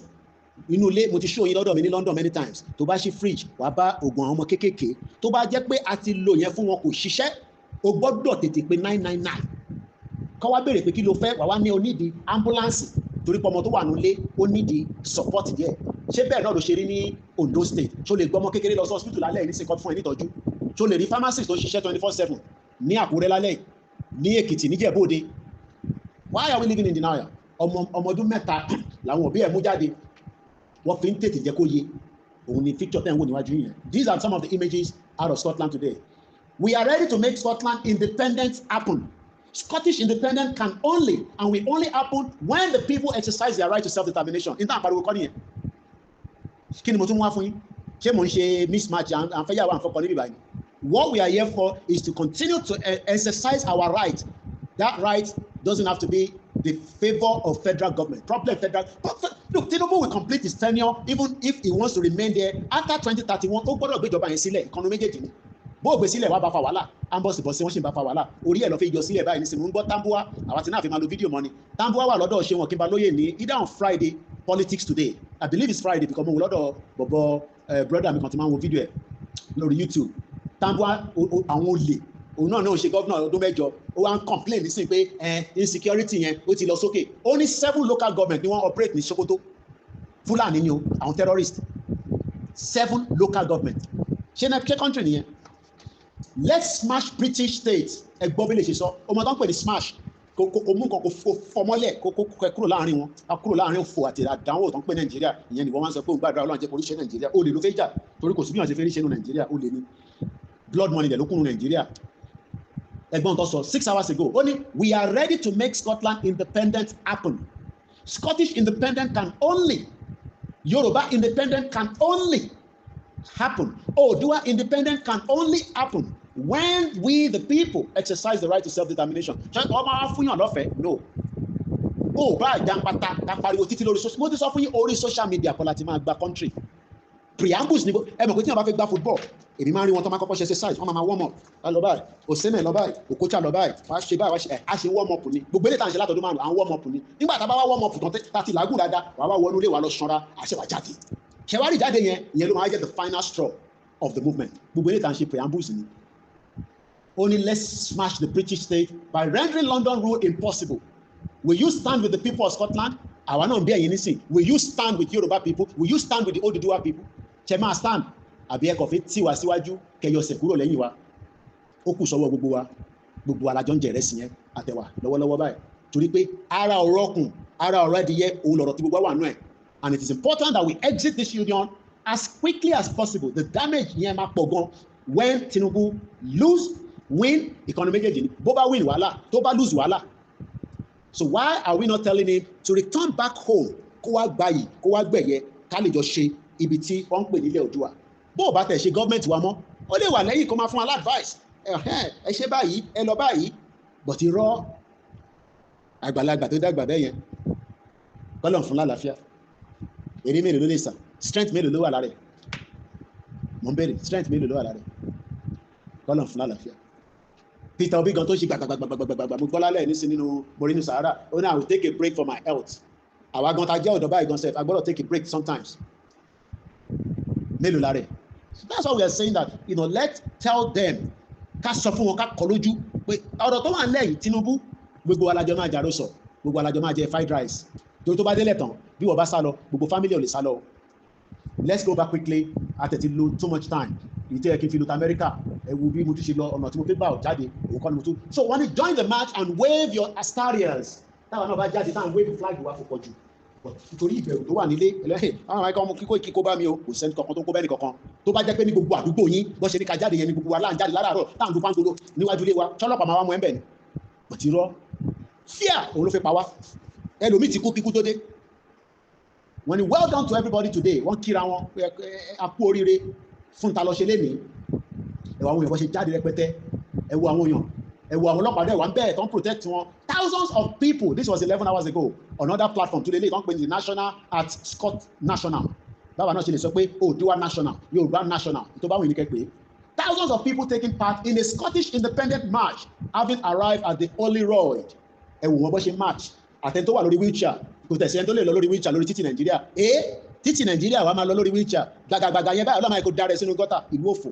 Ẹ wọ àwọn àgbàlagbà, ẹ wọ gbogbo wọn, ìpínlẹ̀ ẹ̀wọ̀n yẹn tẹ́wà lórí YouTube. Ẹ wò wọ́n pẹ̀lú flag wọn lókè. Lẹ́lẹ́ ló máa fẹ́, lẹ́lẹ́ ni yóò máa fẹ́. Ẹ wo bó ṣe ń lùlù. Àṣì ṣé gbogbo àwọn ilé ní sìn ta ló fún wọn lówó? Àwọn tún contribute sínú movement yẹn ni. The march has drawn out far-right protests after organizers urged people taking part to wave their astartes, flag wọn lọ sọ bẹ́ẹ̀, a show against perversion of the flag. Ẹ show flag yìí káwọn ọmọ káwọn kí gbogbo èèyàn mọ̀ pé ẹ fẹ́ lọ. Gbogbo ẹ̀ pátá wọ́n show ẹ̀ náà lórí YouTube wọn, gbogbo nǹkan pátápátá. Wọ́n dẹ̀ announce it 2 hours to go, 4 hours to go. Now àti parí yẹn because 2 hours náà mo sì fẹ́ lò because mo ní láti lọ sùn.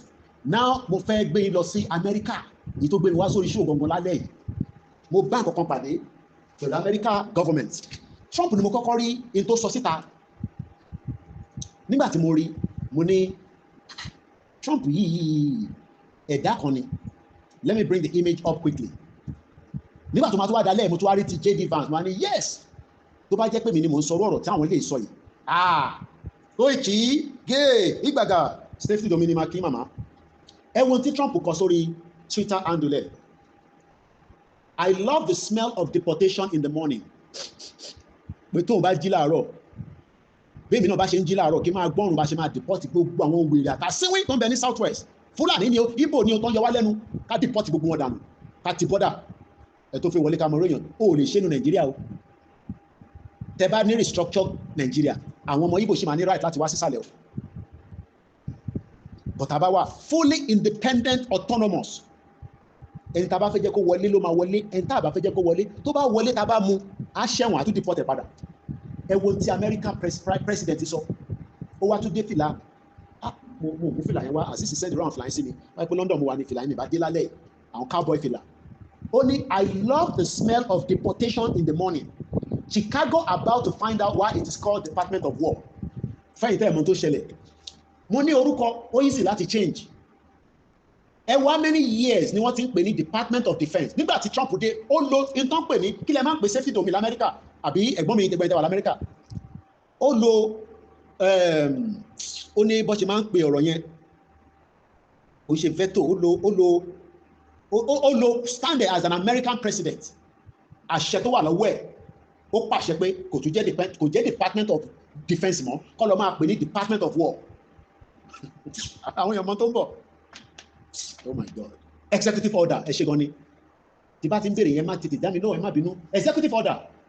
Ó lo executive order. Nítorí kí Tinubu lò nìyẹn. Kí ni kan pẹ̀lú UK lo executive order and dissolve the union? Àkórí kìíní o, ẹ jẹ́ kó lọ sí 2027 tó bá wá débẹ̀, a ronú state police. Ẹ ṣe gan ni. Trump lo, do you know the meaning of using executive order? How many years nothing pè ní Department of Defence? Òun dé. Ó ní wọ́n tún pè ní Department of Defence mọ́, ká máa pè ní Department of War, àti wà ní ogun. Trump, mo gbádùn ẹ̀ tó. Ẹ ṣe gan ni, executive order. In terms of Tinubu lélẹ́yìí, President Tinubu, use your executive order and do things that will be very, ẹ jẹ́ kó dé second term, kọ́lọ́run jẹ́ kó rí ṣe ní second term, tẹ́ẹ̀mí ẹ̀ bá ṣì wà láyé. Because à ń ṣe bàtẹ́ pé àwa la lẹ̀ bí ẹ̀, Ọlọ́run ló lẹ̀ ní gbogbo wa. Kò dẹ̀ sẹ́ni tó gbàdúrà kú fún. Àwọn tó fẹ́ gé orí ẹ̀ wọlẹ̀ Fúlàní wọ́n bẹ lẹ́yìn kùlé ẹ̀. Ó lọ nísìn kò fún Ṣẹ̀tìmá ní agbára o, bóyá ẹ̀ mọ̀, ó dà bẹ́ẹ̀. Bẹ́ẹ̀ni, Tinubu is not supporting Yoruba nation. That is the problem. Why? Kí ló dé tó lè support ẹ̀? Mo kí n kẹ́kẹ́ kúrò. Kí lè rí sí ní tí Trump sọ yìí? Kí lè rí sí? Ó ní I love the smell of deportations in the morning. Pé tóun bá ń jí láàárọ̀ kó o máa gbọ́ òun pé wọ́n ti deport gbogbo àwọn wèrè àtàsíwín tí wọ́n fi jẹ́ kí àwọn ọmọ wọn rí ayé gbé. Ní tó ń sọ nìyẹn. Gbogbo àwọn tó fi jẹ́ káwọn ọmọ wọn rí ayé gidi gbé. Safety domain. We are saying we should push to get Yoruba out of the contraction and later decide what name we want to call our country. But some people are saying it must be Oduduwa nation. Ọkọ̀ tó fẹ́ distract wa. A ní ká fi yẹn sẹ́gbẹ̀ẹ́ ká kọ́kọ́ lé ẹlẹ́yọ̀rọ̀ lọ́nà ká padà sí kinní kan. Mo kí Ọlámilékan pẹ́, mo kí bàbá Adébámbọ̀, mo fi tọ̀tọ̀ dárúkọ yín, Òkè Owó, Adékànyẹ Ọlárìnwájú, mo kí wọ́n ti Paris. Kí lẹ rí sí tí Trump sọ yìí? Yoruba people, let's get our house first, our house first before we decide how we want our horse. Ẹṣin kákọ́kọ́ tẹ̀ gba ẹṣin yẹn, ẹ mọ̀ pé ẹṣin dẹ̀ ẹṣin spirit lẹ́ṣin, èmi ò tí gun ẹṣin kan bẹ́ẹ̀ lọ títí, but a ti mọ̀ pé spirit ni ẹṣin mi tó bá kíkẹ́ tó bá fún ẹ nípa Ọlọ́run jẹ́ kó lè dìde ńlẹ̀, but ó ní bó ṣe máa bá ẹṣin sọ̀rọ̀, wàá fọwọ́ pa lára, spirit a máa lọ pẹ̀lú ẹ̀, á mọ̀ pé wọ́n ní olówó òun, sórí tó bá ti wá wà lórí ẹ̀ tó lè control ẹ̀ yes, orúkọ ló wá lè tó yẹn ni láfi padà wá nísìn, orúkọ ló yí sí láti change. Ẹ ṣé gan-an ẹ̀ fún wa ní rose lórí bàbá mi Àtàndá, ẹ ṣé gan-an ní sà. Britain kúrò lára EU, wọ́n change gbogbo pálí àwọn tó jẹ́ ọmọ UK lẹ́sẹ̀kẹsẹ̀, gbogbo tó fi change pálí ẹ̀ mọ̀ rò pé tó wọ́n yẹ, tó bá mú that passport tó jẹ́ old one yẹn jáde tó fẹ́ lọ sí European country, wọ́n ní jẹ́ kó gbéra láti airport, wọ́n á ní kó lọ tún passport mi ṣe within 2 days wàá gba passport. Ṣé bí ọba olúwo gan sọ fún wa pé òun gba passport àwọn within 24 hours ní Canada, passport ìyẹn ló ó tún máa fún àwọn èèyàn níṣẹ́ ni. So why are we putting the priority away? Àwa ń lé distraction káàkiri. Ká kọ́kọ́ gba country náà, ká bá ti gba country then we deal with all the other issues. Paperwork nìyẹn. Ṣé báwa la fẹ́ gbé ra wa, ṣé Britain ló máa fún wa lórúkọ ni? Báwa la máa pe ra wa lórúkọ ta fẹ́? Bọ̀ ṣé àwọn olóṣèlú nìyẹn. Those are the distractions. I really like this slide. People don't think very well before they follow crowd, bandwagon everywhere. Bàbá tó ti draft ìwé láti 1970, ẹlòmíì inú wa wọ̀ tí ìbí wa nígbà tó ti bí bàbá abẹ́dàgbà tó bàbá kí tó yẹ lọ ni. Ó kọ́ orúkọ the Yoruba people, ó kọ oríṣiríṣi history sínú ẹ̀, màá ṣe máa gbọ́ history Laji Abbas. Kí ni kàn mí pẹ̀lú Laji Abbas? I respect him. Kí ni kàn mí pẹ̀lú ìtàn tán pa? Kí ni kàn mí pẹ̀lú àwọn olùpìtàn? I live in the UK, gbogbo ìtàn tẹ́ ń pa tó yẹ pé Britain ti pa ayé jẹ́, gbogbo ìtàn táwa tẹ́ ń pa yẹn gan sẹ̀, Britain ó ní more information ju gbogbo ìtàn tẹ́ ń pa lọ yẹn. Let's first work towards achieving the cause of the reason ìta ṣe ń sọ pé àfidá dúró. Gbogbo àwọn tó dẹ̀ ń pàtàn tó believe in the movement, wàá sọ̀rọ̀ lọ lẹ́nìí báyìí, wàá sọ̀rọ̀ lọ báyìí lẹ́nìí. Ẹ̀yin mọ̀ta ṣé Laji Abbas ó mọ̀ tó Britain ni? Wọ́n bẹ̀rẹ̀ ni gbogbo àwọn tó ń pàtàn káàkiri nísìn, ṣé gbogbo wọn mọ̀ tó Britain? Britain lẹ́ ń bá ṣeré bẹ́yẹn, Britain. Ó dà fáwọn èèyàn wọn tó ń pè Britain. Bẹ́ẹ̀ ni ìtàn pálapàla, ìtàn oríṣiríṣi tó pọ̀ mọ́kàn rẹ́rìn ni. Britain lẹ́ ń bá ṣeré bẹ́yẹn. Britain to execute gbogbo wàhálà tí a face lẹ́nìí. Bẹ́ẹ̀ni. So what we are trying to explain is that going back to the US, ibẹ̀ ni mo wà nísìn, to the time tí wọ́n are very limited. When I saw this in the morning, mo ní yes, irú nǹkan tèmi náà fẹ́ kí a wà ní gọ́ọ̀mẹ̀ntì tiwa. Kí president mi máa pàṣẹ, kí orí mi máa wú. Àṣẹ mélòó ni Tinubu fi pa nísìn? Nínú ìtafẹ́ mú jáde padà nísìn, ká padà sí orí Twitter JD Vance. Nígbà tó wá dalẹ̀, mo bá tó wá lọ rí, mo kàn rí post tó kàn flash wá sórí X mi. Ẹgbọ́n kan tí JD Vance sọ. Ní àná ní aago 4 fẹ́ lọ lù l'Amẹ́ríkà, èèyàn 8.2 million ti view nǹkan tó post yìí. Ó ní killing cartel members who poison our fellow citizens is the highest and the best use of our military. Èmi ò tẹ́ kọ́kọ́ rí eléyìí tí Trump yẹn ni mo rí. Now, but bí mo ṣe rí post yìí, ẹ jẹ́ n fún yín ní screenshot nǹkan tí mo rí gangan. Mo wá ṣe lọ sórí page JD Vance gangan. This was what mo ti post ẹ̀ sórí TikTok, ẹ̀ tẹ́ bá ń follow mi náà ẹ̀ ti rí post ẹ̀ lórí TikTok. Mo kí gbogbo èèyàn wa. Mo kí brother mi. Ó ní Mr. Koiki, the same Laji Abbas always abuse Yoruba nation. He believes so much in Nigeria and also wants regional government. Ọlọ́run jẹ́ kó rí regional government kọ́. Now, èèyàn kan wá comment sábẹ́ JD Vance, báwọn kan ṣe máa wá sọ́dọ̀ tiwa náà nísìn. A máa announce ìjọ tó lóye ń bọ̀ ní Ìgbòho ní week tàfé mú yìí. So tí chief bá ti fún wa ní date yẹn, a máa tètè announce it. There will be enough time for, at least enough time to know when it's coming. But for now, ká lọ máa múra sílẹ̀. When táwọn bá ń ṣe program báyìí, ẹ máa fa máa oríṣiríṣi comments. Sometimes those comments is to drag something out of you. Ẹlòmíì kan fi gbọ́n kankan lára yín. So at manage ẹ̀ nísìn, ẹ rí pé àbú èbú mọ́ níbí báyìí. Ó kọ́ ìpara kọ́ ara mi wà hot díẹ̀ lálẹ́, but mo ṣe control ara mi because mo ti promise màmá mi àtàwọn ìyàwó mi. Ìyàwó mi pé ìyá nǹkan kan ti bá fún mi, but for now there is no reason to curse anybody. Ká ṣe program kan lọ, ẹ tó bá fẹ́ gbọ́ kó gbọ́. Ìyà kúkú jẹ́ mi, ìyà ọ̀dẹ̀ jẹ gbowó, mo ti bá sọ̀rọ̀ lánàá. Ìyà ò jẹ bàbá Akíntóyè, ìyà ò jẹ majority púpọ̀ nù wa. Àwọn kan wà Nàìjíríà tí ìyà ò jẹ tó irú ẹ̀gbọ́n mi Yẹmi Fatoki is doing very well, many of you as well. Tẹ́ were involved in crime, mo sọ yìí tẹ́ jalè káàkiri o, tẹ́ ìwà abẹ́ ṣe máa yàwó àwọn èèyàn. I don't believe to do that, and I don't expect you to do that. But tó bá yẹ pé nǹkan tó ń ṣe nìyẹn lọ jáwọ́, kí ọwọ́ máa mú ẹjọ́ kan. Now, somebody now comment under J.D. Vance. Báwo náà ṣe máa ń ṣe program tẹ́yìn náà máa comment. But comment sometimes can drive things out of you again. Àbò ẹ̀ṣẹ̀ àwọn èmi sí lórí Big Brother èyí tẹ́ ẹ̀ bá wò. Ẹ̀rí sometimes mo ṣe fire pẹ̀lú Yorùbá. Yorùbá dẹ̀ tí Yorùbá bá dùn lẹ́nu ẹ̀ dáadáa báyìí wá fire dáadáa, especially tó bá mú èpè bú dáadáa, àwọn ọkọ̀ gbé èpè mọ́ ni. Èèyàn kan wá comment sábẹ́ in tí mo kà tán yẹn kí ta fún ilé ẹ̀kan sí. J.D. Vance killing members ó ní ká pa àwọn ṣé ní àwọn ọkọ̀ fi máa lo ká pa àwọn èèyàn ni. But Americans sọ pé ká pa àwọn cartel ẹ̀tọ́ ni. Tá bá pa Fúlàní, but bí àròlé tẹ́ntẹ́ ṣe sọ ọmọ kó mọ sọ́là náà nígbà tí mo ṣe program pé àròlé tẹ́ntẹ́ ní ẹ̀yin fún Fúlàní ẹ wá ń display fún wa ká fi ṣe kí ni ṣe wà ókè èdè London nìyẹn tó bá ní ṣe wà ókè ṣáà sọ pé wà ókè tó bá ní wà ókè only killing cartels members who poison our fellow citizens. Èmi àwọn reverse ẹ̀ pé killing àwọn mo máa kẹ́ fún torí àwọn social media kìíní mo fẹ́ ó yẹ yín ní a máa kọ́ dẹ̀ especially torí TikTok yìí ká pa àwọn tó ń pa wá yẹn tó ń ṣe jàǹbá fún wa is the highest and the best use of our military.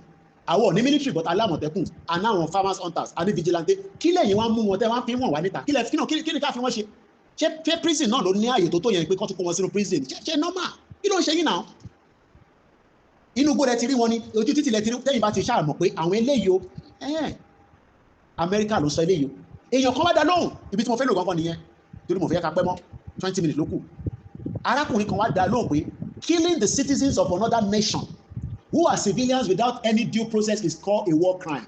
Ẹ wá wo ti vice president ó di the vice president of America ẹ wo bó ṣe dá lóhùn padà àbí lè ya wèrè ni èmi ó ń dá lóhùn ẹ̀rọ pé mi fi àjàsà sí nísìnyí ẹgbọ́n kan tó sọ ó ní I don't give a shit what you call it. Ṣe rí pé reason tara ṣe ta mí nígbà tí mo jáde lálẹ́ nìyẹn ó ní I don't give a shit. Aráàlú tó bá wá pa àwọn èèyàn wa ká take one out nǹkan tẹ́yìn ò bá pè problem ti yín nìyẹn. Àwa wá mú Fúlàní ta mọ̀ pé ó ń ṣe jàǹbá fún wa ìyẹn la wá ń mú fóònù àwa ń rìkọ́dì wọn àwa ń ṣe báyìí. Àwọn Fúlàní yẹn tó bá wá fi wọ́n sílẹ̀ yàyàyàyàyàyàyà jàǹbá tó máa wá ṣe. Tẹ́ bá lọ wo news tó jáde ní Friday sí èní lórí àwọn attacks kan tí ó ṣẹlẹ̀ mo kàn fi sáré wò bí a mo lè mú chooks ní bàbá yẹn jẹ́ okay ẹ jẹ́ ká lọ Sahara Reporter just to give you the idea of how many atrocities that happened within 48 hours and you ask where is the government the government mọ̀ rárá ni. Let's take it from 2 hours ago. Use of firearms not enough to end insecurity, says Kaduna Governor Sani. Only come and look firearms is not enough. Intelligence is very, very important. Tẹ́ ẹ bá ní credible intelligence to pin down the terrorists, you're wasting your time. But ara ló bá fún government ní intelligence. The same government, tẹ́ bá rántí pé brother wa tó ní investigative journalist Ṣóyọ́nbọ̀, ó wọnú ó dà pàwọn tó máa ń ṣe oil bunker yẹn. This year náà ni ó lọ ṣe investigation kan níbẹ̀ so wọ́n bust wọn mọ́bẹ̀ wọ́n wá mú òun wọnú àwọn military mú padà lọ sínú base wọn kó tó jáde wọ́n ti mọ̀ pé ó wà nínú base báwo làwọn yẹn ṣe mọ̀ mo rántí bí story yẹn ṣe lọ I think some of you will remember the article Ṣóyọ́nbọ̀ is an investigative journalist. Let's move swiftly. Mo fẹ́ lọ wo mo wo Sahara Reporter ni o some of the crimes that has happened in the space of just Friday Saturday wọ́n pa àwọn mẹ́jọ tó jẹ́ security operative wọ́n ti já àwọn Chinese kan lọ nísìn tó dáa fáwọn yẹn ṣiṣẹ́ ní mọ̀mọ́bítà ìtọ́tọ́ sáì tó ti ṣiṣẹ́ tó ti mú wọn. Thugs allegedly backed by policemen attack at the beginning of the program.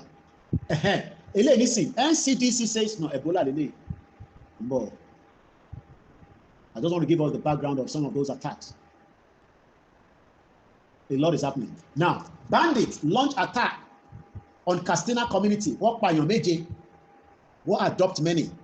Ìyẹn ní Kaduna. Ṣé rántí pé ìgbà tí wọ́n kọ́kọ́ sọ̀rọ̀ lẹ́ẹ̀kan Kaduna State Governor ní ọ̀rọ̀ firearms nìkan kọ́ ló máa solve problem yìí o. Intelligence is also very, very important. Ago continue and pẹ́ parí ètò. Over 60 resident soldiers killed in Borno State community in Boko Haram massacre. Ìyẹn náà ní 9 hours ago. Ó di méjì àbí. The last one yẹn ní tàwọn tí wọ́n pa àwọn mẹ́jọ. Nigeria kọ́lọ̀ fọ́nù kẹ́ ọmọ actor tó kú Ibrahim Shatta àmì sunkún ọmọ kọ́lọ̀ wà pẹ̀lú àwọn mọ̀lẹ́bí náà. Very sad one when I saw the news breaking out yesterday. Pẹ̀lú tí ọmọ Péjú ìyàwó tí ọmọ náà ṣaláìsí ìmọ̀kọ̀ yẹn kan then we start winding it down. The other one was anyway the gunmen kill 8 NSCDC personnel, kidnap Chinese national in Edo State. Mo tẹ̀sí something máa sọ lórí ìtàwọn yẹn but you're going to be very careful on social media here. And I think that is some of what happened. Then there was another case of kidnapping. Nino boss, they were kidnapping. So just to come back to the America issue, Charity Akingbadeni, I truly agree with Baba 1010, an American vice president. Take very good care of those who take care of you and your family because of your land. You got to take care of them. But in time, I don't know why. So, what is wrong with Ibrahim Shatta?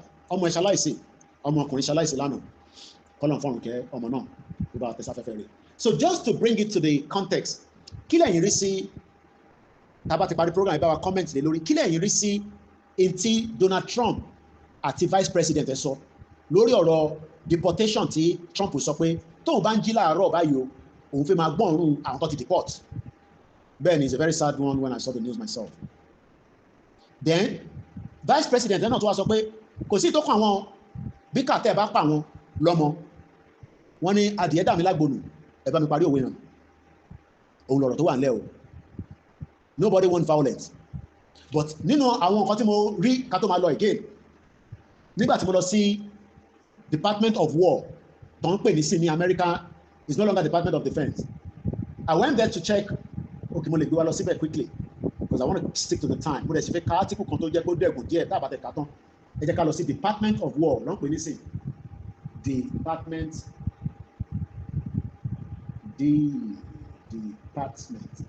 law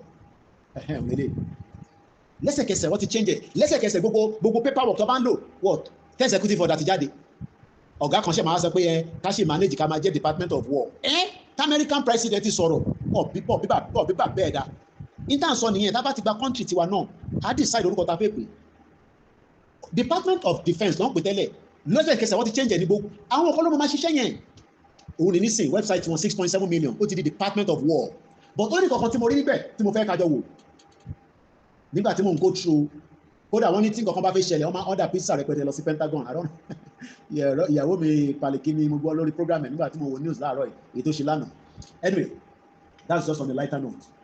Ẹ̀gbọ́n tí Peter Eggs lára àwọn tó jẹ́ mo fẹ́ wo position tó l'America is a Christian American husband, father, author, veteran.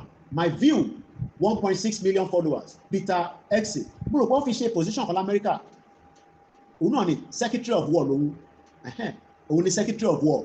Ẹ̀gbọ́n kan tó kọ sínú lánàá náà ni ní Twitter ó ní the motto of my 1st infantry platoon was those who long for peace. Mo kí àwa tẹ̀ wọlé lọ́tún lọ́sì. Those who long for peace must prepare for war. A fẹ́ gba Yorùbá nation, a fẹ́ gba Oòduà nation peacefully, but we must prepare for war. Kò mí pàkíjà ogun. We must prepare for war. A gbọ́dọ̀ múra ogun sílẹ̀. Bí ẹ̀gbọ́n tí mo sọ, secretary to the lára àwọn American government ó post lánàá lórí Twitter. Only the motto of my 1st infantry platoon, àwọn ọlọ́pàá ní platoon, àwọn American force tó máa ń dán já ogun sílẹ̀, bọ̀ wá kọ́kọ́ máa bá peace lọ. Ẹ má bínú, ẹ gbà àdọ̀bálẹ̀, ẹ gbà wá báyìí kíní kan, bọ̀ a máa gbáradì fógun. Ìyàn mi bá fi jẹ ogun. Those who long for peace, ṣé àrí lórí YouTube? Kò show yẹn. Okay, torí mo ti ṣí too many, then close àwọn díẹ̀ ọ̀tọ̀ níbi tí mo ti mú information yẹn wá mo fẹ́ kẹrin ni torí kẹ má bà ní Koiki ìtàn show ó tútù yàtọ̀ ń bọ̀ kí ló dé tẹ̀rí show no okay torí mo ń lo ẹ̀jẹ̀ yọ screen rẹ̀ kì í show fún yín add this one to the page òun lẹ̀ ẹ̀jẹ̀ yọ comment kúrò òun block ẹ̀ and we have only just 2 more minutes tí ìbálẹ̀ ka ti Usman Dan Fodio yẹn àfihàn sí ọjọ́ mi. The motto of my 1st infantry platoon was those who long for peace must prepare for war. Mokima Ekalema. The War Department will be prepared every day in every way to ensure our citizens live in peace. Peace through strength. Ṣé bẹ́ẹ̀ ni President Bola Tinubu ṣe ń ṣe fún gbogbo wa? Mo ní lánàá fídíò kan tó send sí mi àti wọ́n ti fọ́ orí bọ̀bọ́ yẹn ọmọ Yorùbá ni. Bí ọ̀nà bá àwọn pípín wọ́n wọlé wá bá ní ọ́fíìsì stáàbù ìyàwó ẹ̀ sínú ilé pẹ̀lú oyún nínú. Kó tó di pa àwọn kan náà tún wá rescue ẹ̀. Mo tún lọ further down. Nígbà tí Trump makes an announcement from the White House pé kò tún jẹ́ orúkọ yẹn mọ́kọ́ change orúkọ yẹn. So it's now Department of War. It's no longer Department of Defense. Don't put that. Orúkọ yẹn ti change. So while we are campaigning for a peaceful exit, torí pé ọmọlúwàbí ni wá, a dey like wàhálà. But àwọn kan ti gbé wàhálà tí wọ́n dé wá bá wa, tó ní wá lára. It is our responsibility to prepare for war. Ó máa jagun, jagun. Let us go and prepare for war. It's just a fact of life. You don't prepare for it, you're likely to get caught up. If you want peace, prepare for war. Ohun tún lélẹ̀, mo post yẹn náà sórí Facebook just for you to see it. Ká tó máa lọ lórí program tàlẹ́ yìí. Kò sẹ́ni tó ń pè fógun. But ogun ti ká wa mọ́ báyìí. And we must not be stupid and accept nonsense.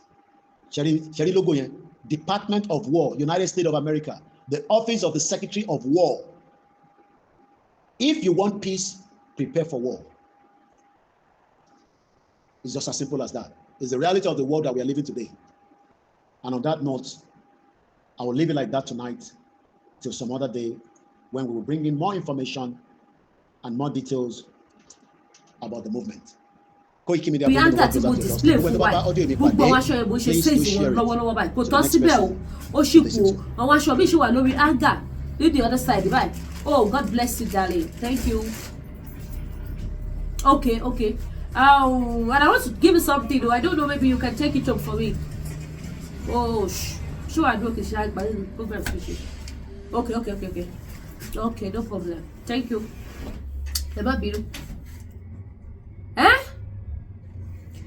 Gbogbo aṣọ tó wà nínú hanger yìí ẹ jọ̀ọ́ mo ṣe size wọn lọ́wọ́ owó wọn ti já wálẹ̀ dáadáa ó dẹ̀ ṣì pọ̀ dáadáa so èyí tẹ́ bá fẹ́ raṣọ èyí tó bá jẹ́ $80 tẹ́lẹ̀ ó ti di $50 nísìn aṣọ $50 ti wà àwọn aṣọ ńláńlá ni o aṣọ $30 ti wà aṣọ $20 ti wà so mo ṣe size lọ́wọ́ àwọn aṣọ ní $100 tẹ́lẹ̀ ó ti di $70 free shipping America. Anybody from America free shipping. Ìbá jẹ́ aṣọ lẹ́ra, ìbá jẹ́ wig lẹ́ra, ìbá jẹ́ jewelries, ìbá jẹ́ àwọn spiritual items lẹ́bàrà láti America, free shipping. Ní sọ shipping. Ẹ̀yin tẹ́ bá wà ní Canada nìkan lè máa sọ shipping. Àti ẹ̀yin tẹ́ bá wà ní UK, ẹ̀yin tẹ́ wà ní àwọn other country, Germany, France, Italy, gbogbo ẹ̀yin tẹ́ bá wà ní àwọn ogun bíbẹ̀ yẹn ẹ máa sọ shipping. But gbogbo ẹ̀yin tẹ́ wà ní America, torí ilẹ̀ ń bá mi rajà jọ ẹ surprise mi gbogbo ìgbà. Free shipping ni. Kúrò mọ̀ pé ẹ máa san shipping kò sí pé mo máa gba shipping lọ́wọ́ yín free shipping ni aṣọ dẹ̀ ti já wálẹ̀ so àwọn aṣọ sales ó lọ lọ́wọ́lọ́wọ́ gbogbo ẹ̀yin tí bá fẹ́ rà ìbàjẹ́ tọkùnrin tóbìnrin sales ó lọ lọ́wọ́ bọ́dẹ̀ jẹ́ wig náà ni bọ́dẹ̀ jẹ́ àwọn spiritual items ṣẹ́rí ilé ayé nǹkan ṣe dúró wò mo máa ń sọ ní gbogbo ìgbà ẹ dira àgbàlagbà kó dira ọmọdé kó dira ẹ dira fún àwọn ọmọ yín wọ́n láti kékeré ni ìmàlẹ́ ti máa ń kọ́ ọmọ ẹ̀ ní ẹ̀ṣọ́ àti kékeré ní kẹ́ ti ṣe kíni kẹ́ ti bẹ̀rẹ̀ sí ní máa ṣe àwọn ọmọ yìí jiná kẹ́ máa ṣe wọ́n jiná kẹ́ máa ṣe wọ́n jiná ẹ máa lo àwọn nǹkan ìṣẹ́gun fún wọn àwọn nǹkan àánú àwọn nǹkan òbùkún àwọn nǹkan arọ́bí so that tí wọ́n bá dàgbà kò ní sí pé ọmọ yẹn ó ń ṣiṣẹ́ ó rí ìjákulẹ̀ kò ní sí pé wọ́n kò rí rẹ̀ kò ní sí wípé ó wọ́kọ kò rọ́kọ fẹ́ kò ní sí pé ó wáyàwó kò ríyàwó fẹ́ kò ní sí pé ó wá iṣẹ́ kò ríṣẹ́ ṣe kò ní sí nǹkan burúkú go to Timothy. Follow good. So kò ní sí wípé ó wọ́kọ̀ kò rọ́kọ̀ ó wáṣẹ́ kò ríṣẹ́ kò ní sí wípé ọmọ yẹn kò rí ìjákulẹ̀ ṣáni ṣẹ́yẹ́ ó dá ká máa ṣe kíni ká máa ṣe àjò ẹyẹ àjò ó dáa because ilé ayé yìí ilé ayé tó kún fún oríṣiríṣi tí ènìyàn ò lè kà tán àwọn nǹkan tí ènìyàn ò lè fojú rí tó wà nínú ayé tó ń bá yàn orí ìrìn àjò ṣẹ́yẹ́ bá ṣe ń sùn bá ṣe ń jí ó ní oríṣiríṣi àwọn ẹ̀mí tó bá wa sùn tó bá wa jí. Àwọn ẹ̀mí mi ẹ̀mí dáadáa ni, àwọn ẹ̀mí mi ẹ̀mí olùdíwọ́, ẹ̀mí olùdènà, ẹ̀mí olùfidán. Bá ṣe sùn tá ń jí, ọ̀tọ̀ oríṣiríṣi ẹ̀mí ló bá wa sùn ló bá wa jí. À ń lọ à ń bọ̀ oríṣiríṣi ẹ̀mí ló bá wa rìnrìn àjò. Ẹ̀mí mi gojú ọ̀nà lèyàn máa ti pàdé ẹ̀. Ẹ̀mí mi inú afẹ́fẹ́ ló máa ti ṣe kíni, ló máa ti wọlé wá tó máa báyọ̀ lálejò. Á wá di wípé ẹni tó ti ń da fún tẹ́lẹ̀ kò da fún mọ́, ẹni tó ti ń ṣe dáadáa kò ṣe dáadáa mọ́, ẹni tó ti ń fà lójú ọkùnrin ó dẹni tó kàn kórìíra sí wọn láìfẹ́ máa pé kí ló ṣe bàbá yìí náà. Ẹni tó jẹ́ pé tí ó bá rí mi tẹ́lẹ̀ kò lè sùn kò lè wo, ó dẹ̀ wá di kíni. My dear sister brothers, kì í ṣẹjọ́ òun náà, ogun ni o, ogun ni o, ogun ni o. Ẹlòmíràn máa wò pé ṣé mo lógun ṣá, mi ò báyọ̀ jà, mi ò kọjá àyè mi. Sórí àìkí kọjá àyè ẹyẹ gan làwọn kan fi ń bínú ẹ. Àìkí kọjá àyè ẹyẹ gan ló bí àwọn kan nínú. Oníṣẹ́ lọ́wọ́ yẹn ìbànújẹ́ ló jẹ́ fún ọ̀tá. Àwọn kan wà dé, we call them monitoring spirits. Ọmọ máa monitor ẹ láàárọ̀ lọ́sàn-án lálẹ́ sísùn jíjí ẹ. Àwọn ẹlòmíì wà wọ́n ní jígí àwọn àgbà tó máa fi wo ìrìn àjò ayé ẹ̀dá. Mélòó la fẹ́ kà, mélòó la fẹ́ sọ. And you will not know. Wàá máa wò pé àyíyọ dáadáa ni mí, mò ń ṣe fálára, mò ń ṣe fájẹrò, mò ń ṣe fọwọ́ gúnlélà, iye ò máa kàwé níbí. Ṣíṣe tí wọ́n ṣe fún wọn yẹn bọ́ tí wọ́n wò pé ó dáa kéèyàn bá ṣàánú, àánú tí mò ń ṣe máa lè máa fi ṣe, òun ló máa bí ẹlòmíì nínú. Tó bá tún wá kọ̀ tó ò tún ṣe, òun ló máa tún fa ogun fún ẹlòmíì. Ilé ayé yóò balance. Èèyàn ló máa mọ bó ṣe máa ṣe tó máa fi balance fún òun tó wàá fi ráyé gbé, tó wàá fi lè jẹ́ èèyàn tó wàá fi rọ́nà lọ. Ó kù sí ọwọ́ èèyàn fúnra rẹ̀. So fún ìdí èyí yìí tẹ́ bá need àwọn nǹkan spiritual items tẹ́ lè lò. Any country tẹ́ bá wà. Next program wa sí bá máa ṣe inú spiritual study màá tún jókòó sí bí mo ṣe ti tànà màá tún wà ńbẹ̀. Ẹ lè rí àwọn spiritual things tání. Àwọn iṣẹ́ wà lóríṣiríṣi fún iṣẹ́, àwọn àkànṣe iṣẹ́ tó jẹ́ wípé tí ẹ bá lò ní orúkọ tí bàbá tọmọ tí ẹ̀mí mímọ́ ẹ máa ní testimony àyọ̀ ẹ máa gbégbá ọpẹ́. Àwọn iṣẹ́ tó jẹ́ pé tí ẹ bá lò ẹ là láìṣẹ́gun, ẹ sun ayọ̀, ẹ sun àlàáfíà. Ẹlòmíì ẹni tó bá sùn tóun bá jí ara máa ṣe bákanbákan. Mi ò ní parọ́ fún yín. Àwọn ẹ̀mí kan wà tó jẹ́ wípé nígbà tí ẹ̀yin bá sùn lọ́gànjọ́ òun lọ́ máa wá yá bọ́dì yìí, òun lọ́ máa fi ṣe kẹ́tẹ́kẹ́tẹ́ tó máa gùn lọ sí pàdé l'another country. Òun lọ́ máa fi ṣe kẹ́tẹ́kẹ́tẹ́ tí wọ́n máa gùn lọ sí ìpàdé. Àgọ́ ara tí wọ́n rò pé ó ti sùn yẹn, àgọ́ ara yẹn òun ni wọ́n fi ṣe ṣíà tí wọ́n jókòó sí tí wọ́n fi ṣiṣẹ́ ibi. Àwa di pété lómi bá jí báyìí ara ríro ni. Àwa máa nà tọ̀tọ̀tọ̀ pé kí ló dé gbogbo ara rò òun lóògùn lánàá kóhun tó sùn, òun ò ṣe wàhálà, kí ló dé tó ṣe báyìí. Mélòó àwọn ẹ̀mí kan wà ọ̀gànjọ́ òru làwọn máa operate nígbà tí ènìyàn bá sùn. Òun ni Bíbélì ṣe jẹ́ kó yé wa wípé nígbà tí ènìyàn sùn ọ̀tá rẹ̀ wá ó sì fọ́n èpò sínú àlìkámà ẹ̀. Bible God testify sí. Mo máa ń sọ wípé Ọlọ́run fẹ́ wa gan ní Africa, especially ilẹ̀ Yorùbá tó fi fún wa ní Quran, Bíbélì àti ìṣẹ̀ṣe. Ṣé gbogbo àwọn nǹkan mẹ́tẹ̀ẹ̀ta yẹn ìmọ́lẹ̀ atọ́nà ni wọ́n jẹ́ fún wa. Tí ẹ bá ń ka Bíbélì dédé, ẹ máa ní ìmọ̀ nínú Ọlọ́run, ẹ máa ní ìmọ̀ nínú ayé, ẹ máa ní ìmọ̀ ohun tó jẹ́ ayé tí wọ́n fi pe ayé ní ayé. Gbogbo ẹni Bible ti bá wa fọ́ tútútú ló ti ṣàlàyé fún wa. Tí a bá ń ka Bíbélì dáadáa, á tọ́ wa sọ́nà bí a ṣe lè ṣẹ́ ogun, bí ipa yóò ṣe ní ká wa. Bíbélì gan confirm. Ó ní wọ́n lé wa lọ́nà kan, wọ́n ṣubú lọ́nà méje. Báwo ló ṣe fẹ́ ṣe tó máa fi ṣubú lọ́nà méje? Àfi tó bá dira o. Bíbélì tún sọ nínú ọ̀rọ̀ ẹ̀. Mi ò fẹ́ kí program yìí gùn, ó ti ń gùn jù. Ó ní Kírísítẹ́nì má ti sùn, gbọ́ bí áńgẹ́lì ẹ ti wí. Láàárín ọ̀tá ló wà máa ṣọ́ra, ta lọ̀tá yẹn. Ohun èèmọ̀ wa Canada ń sìn, kò sẹ́ni tó mọ lébi. Lẹ́yìn mi àtàwọn ọmọ mi kò sẹ́ni tó mọ lébi. Mi ò lọ́rẹ̀ẹ́, mi ò lọ́tà. Mo fi ara mi ṣẹ̀sáǹpù ni o. Bíbélì dẹ̀ ní láàárín ọ̀tá ni mo wà. Láti dọ́ tí mo ti ṣí ṣọ́ọ̀bù mi, ọmọ Yorùbá ò tí wà bá mi rajà. Tanzania, South Africa, Jamaica, òyìnbó àwọn tó wọ bí wà rajà nìyẹn. Yàtọ̀ sí àwọn customer online nìkan ní Yorùbá. Kí wá ní pé àmì ò lọ́tà.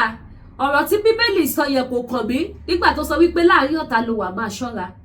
Kí wá ní kò kàn mí, kí ní mi ò lọ́tà, kò sẹ́ni tó mọ lé mi ò báyọ̀ jà, mi ò ṣe. My dear brothers and sisters, ẹ má tanra yé, ẹ má gọra yé. Àárín ọ̀tá la wà níwọ̀nba ìgbà tá wà nínú ayé yìí. níwọ̀nba ìgbà tá ṣe kiri ta wà nínú ayé yìí ṣe rí àwọn tí à ń wò pé wọ́n súnmọ́ wa yẹn àbáwọn gógó lọ́tà wa àwọn gógó tún wá kọ́ lọ́tà àwọn ọ̀tá kan wà tí a ò lè fi ojú rí wọn tí wọ́n dẹ̀ ti sọra wọn di èpò sínú àlìkámà ojú òní tí wà nígbàgbà tí àdúrà gbogbo ẹ̀yin tẹ́ bá nílò àwọn nǹkan spiritual items tí ẹ lè fi ṣẹ́ ogun tí ẹ lè fi dira ẹ ké sí Lady K Ìfẹ́ Olúwaṣọ ó wà available any country má bá yín send there. There are so many things tí mi ò lè sọ lórí social media tó bá jẹ́ fún ìgbéyàwó náà ni àbí láti dá ayé olólùfẹ́ tó ti ṣáko lọ láti pè padà wá gbogbo ẹ̀ ló ṣe kíni ló wà available lọ́dọ̀ Lady K Ìfẹ́ Olúwaṣọ àdúrà gbogbo wa gbà lórúkọ Jésù àdìṣe lásán bákan náà èyí tí ẹ bá nídìí ògùn diabetes ẹ jẹ́ bá mi ṣìtẹ́ like sórí program ògùn diabetes tó confirm dáadáa ó wà available ògùn jẹ̀díjẹ̀dí ògùn manpower ògùn high blood pressure ṣẹ́rí lọ́wọ́ báyìí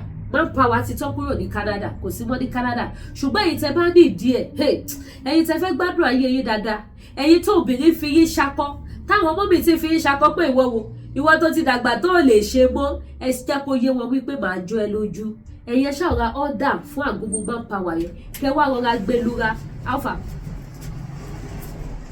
don't worry go yeah thank you tẹ́ wá rọra gbẹlura tẹ́ ṣe kí ni mo pé tẹ́ rọra gbẹlu bọ́dì ẹ̀yẹ wá gbá mọ́mí ìbò bọ́dẹ̀ jẹ́ sísà náà ni wọ́n á padà bẹ̀yìn ni pé má bínú mi ní sọ bẹ́ẹ̀ sí ẹ mọ́ nǹkan tó máa sọ nìyẹn ṣé wáyé gbogbo èyí dádì tẹ́ ti dàgbà táwọn ọmọ mi dẹ̀ fẹ́ ṣe níṣe wípé èmi ni màá lò ẹ̀ gbóbi ilẹ̀ Gálílì ṣùgbọ́n ẹ ti dàgbà èjì ti ṣe kíni ó ti ń chìtì yín ara mọ́ mi dẹ̀ ṣe kíni ara mọ́ mi ṣe wẹ́ẹ̀tì dáadáa ẹ jọ ẹ̀yin dẹ̀ order fún àgùnbùn manpower nílé iṣẹ́ TL National Aba mi ò ní mọ́ ní Canada ṣùgbọ́n màá fún yín ní phone number àwọn tẹ́ bá ti pè mí ẹ lè order láti Nàìjíríà ṣẹ́rí tí ẹ bá lò ó mọ́mì gan ti gbàgbé wípé àgbàlagbà ló ń gbo àwọn ọmọdé lọ́ máa pè wọ́n á béèrè ibi tẹ̀tí energy yẹn wọ́n wá béèrè pé báwo lẹ ṣe tí kìíní wá tún fi le dáadáa padà ẹ mọ̀ pọ́kùnrin mi tó bá ti ń dàgbà ara ẹ̀ ò ní le dáadáa dàbí mọ́ ó máa le but kò lè dàbí mọ́ ẹ gbàgbé tí ẹ bá lo àgùnbùn manpower iléeṣẹ́ TL National Aba ó máa le dáadáa dàbí ó máa padà sí tàtẹ̀yìnwá bó ṣe máa rí nìyẹn ẹ dẹ̀ máa ṣe kì í ṣe pé mo ṣe ẹ̀kọ́ dẹ̀ ti tán ṣẹ́rí tẹ́ bá ti lò léèdì ẹ gbàgbé ẹ ṣì máa fi dóbò lọ fọ́sẹ̀ kan náà ẹ má kánjú ẹ má lò mí àfi tẹ́yìn bá wá jẹ́ tó jẹ́ pé látàárọ̀ ṣúlẹ̀ lẹ máa fi dóbò òun ní kẹ́ lò lẹ́ẹ̀mejì lọ́sẹ̀ ṣùgbọ́n tó bá ti jẹ́ wípé ojoojúmọ́ ẹ̀kọ́ máa ń mo lójoojúmọ́ lẹ máa fi dóbò tí ẹ̀kọ́ ti tó lọ́sẹ̀ ó sì máa ṣiṣẹ́ lọ anytime tẹ́ bá ti rí báyìí ara yà máa dìde ní àdẹ̀ máa ṣe kíni a máa confam síbẹ̀ nítorí pé kíni ewé àti egbòogi ni wọ́n fi ṣe ajẹ́bidán tó confam ohun táwọn bàbá wa ti lò láti ìgbà ìwáṣẹ̀ láti ìgbà táláyé ti dáyé àwọn bàbá yẹn wọ́n á dàgbà wọ́n á kóyàwó jọ wọ́n á dẹ̀ máa sáfìsì gbogbo wọn lẹ́yìn tó bá ṣiṣẹ́ oko àṣekárakára wọ́n á ṣẹ̀ṣẹ̀ tún wá ṣiṣẹ́ oko tilé wọ́n á ṣẹ̀ṣẹ̀ tún wá ṣe kíni wọ́n á ṣẹ̀ṣẹ̀ tún wá sọ ilẹ̀ tútù wọ́n á wá sọ di gbígbóná nílé kí ni wọ́n lò àgúnmọ́ni tó bá lóko tó dé wọ́n á bomi sára wọ́n á jẹun wọ́n á lo àgúnmu wọ́n á sùn tó bá máa jí bá egungun máa tún di dọ́bù ni wọ́n á wá bẹ̀rẹ̀ iṣẹ́ á wá di pakuru mọ́kódó dáadáa wọ́n á wá bẹ̀rẹ̀ sí ní kódó bo fáàbù tó bá gbo ìkíní títí lọ́wọ́ ọ̀rọ̀lẹ́ málẹ́ wọ́n á kúrò yá rẹ̀ tó bá dọwọ́ dájí wọ́n á gba yàrá ẹlòmíì lọ wọ́n á tún lọ gbọ́ṣẹ̀ tìyẹn náà wò wọ́n á gbó dáadáa tó bá tún gbóyàn tó bá tún jẹ́ pé ibi tún nídìí wọ́n á tún wọ yàrá tiẹ̀ lọ bó ṣe ṣe láyé àtijọ́ nìyẹn gbogbo àwọn kiri tọ́lọ́ fi bless wa láfíríkà nìyẹn ọ̀làjú ló sọ wá dẹni tó lo ṣọ́ọ̀kì ọ̀làjú ló sọ wá dẹni tó lo tablet all the time and gbogbo àwọn tablet ló máa ní side effect ló máa ń padà ní side effect lára so mo bẹ̀ wá mo rọ̀ wá gbogbo ẹni tí bá nífẹ̀ẹ́ sáwọn product yẹn ẹ pé Lady K Ìfẹ́ Olúwaṣọ ojú òní tìyẹn ẹ dẹ̀ máa gbàgbé láti contact mi láti bá mi rajà ẹ tún introduce business mi ẹ̀yin tẹ́ ti bá mi rajà àti ẹ̀yin tẹ́ ti ra àwọn spiritual items lọ́wọ́ mi tẹ́ ti ríṣì ìyanu Ọlọ́run ẹ má jòyè aládàáni kan jẹ́ tó ìmọ̀ pé kò sẹ́ni tó bá ra spiritual items lọ́wọ́ mi ó máa ní títóbi ìyanu Ọlọ́run ní ṣá mo mọ̀ yẹn so ẹ jọ ẹ̀yin náà tún ṣe kíni ẹ tún bá mi polongo títóbi Ọlọ́run mi tí mò ń sìn Jésù ọmọ Ọlọ́run ẹ tún bá mi polongo ẹ̀ fún àwọn tó bá wà ní àyíká àti àyídáyé tí wọ́n bá ní àwọn àdójúkọ lónírúurú wípé kí wọ́n ṣe kiri kí wọ́n fọkànbalẹ̀ gbogbo ẹnu máa di ṣiṣẹ́ àdúrà gbogbo wa dẹ̀gbà lórúkọ Jésù àdébí jù bẹ́ẹ̀ lọ lórí ètò Ledike Ifeoluwa Show the baby of Yoruba nation ẹ bá mi subscribe sí YouTube channel mi kẹ́dẹ̀ bá mi tan notification bell yìí ẹ ṣé gan mo dúpẹ́ ire o.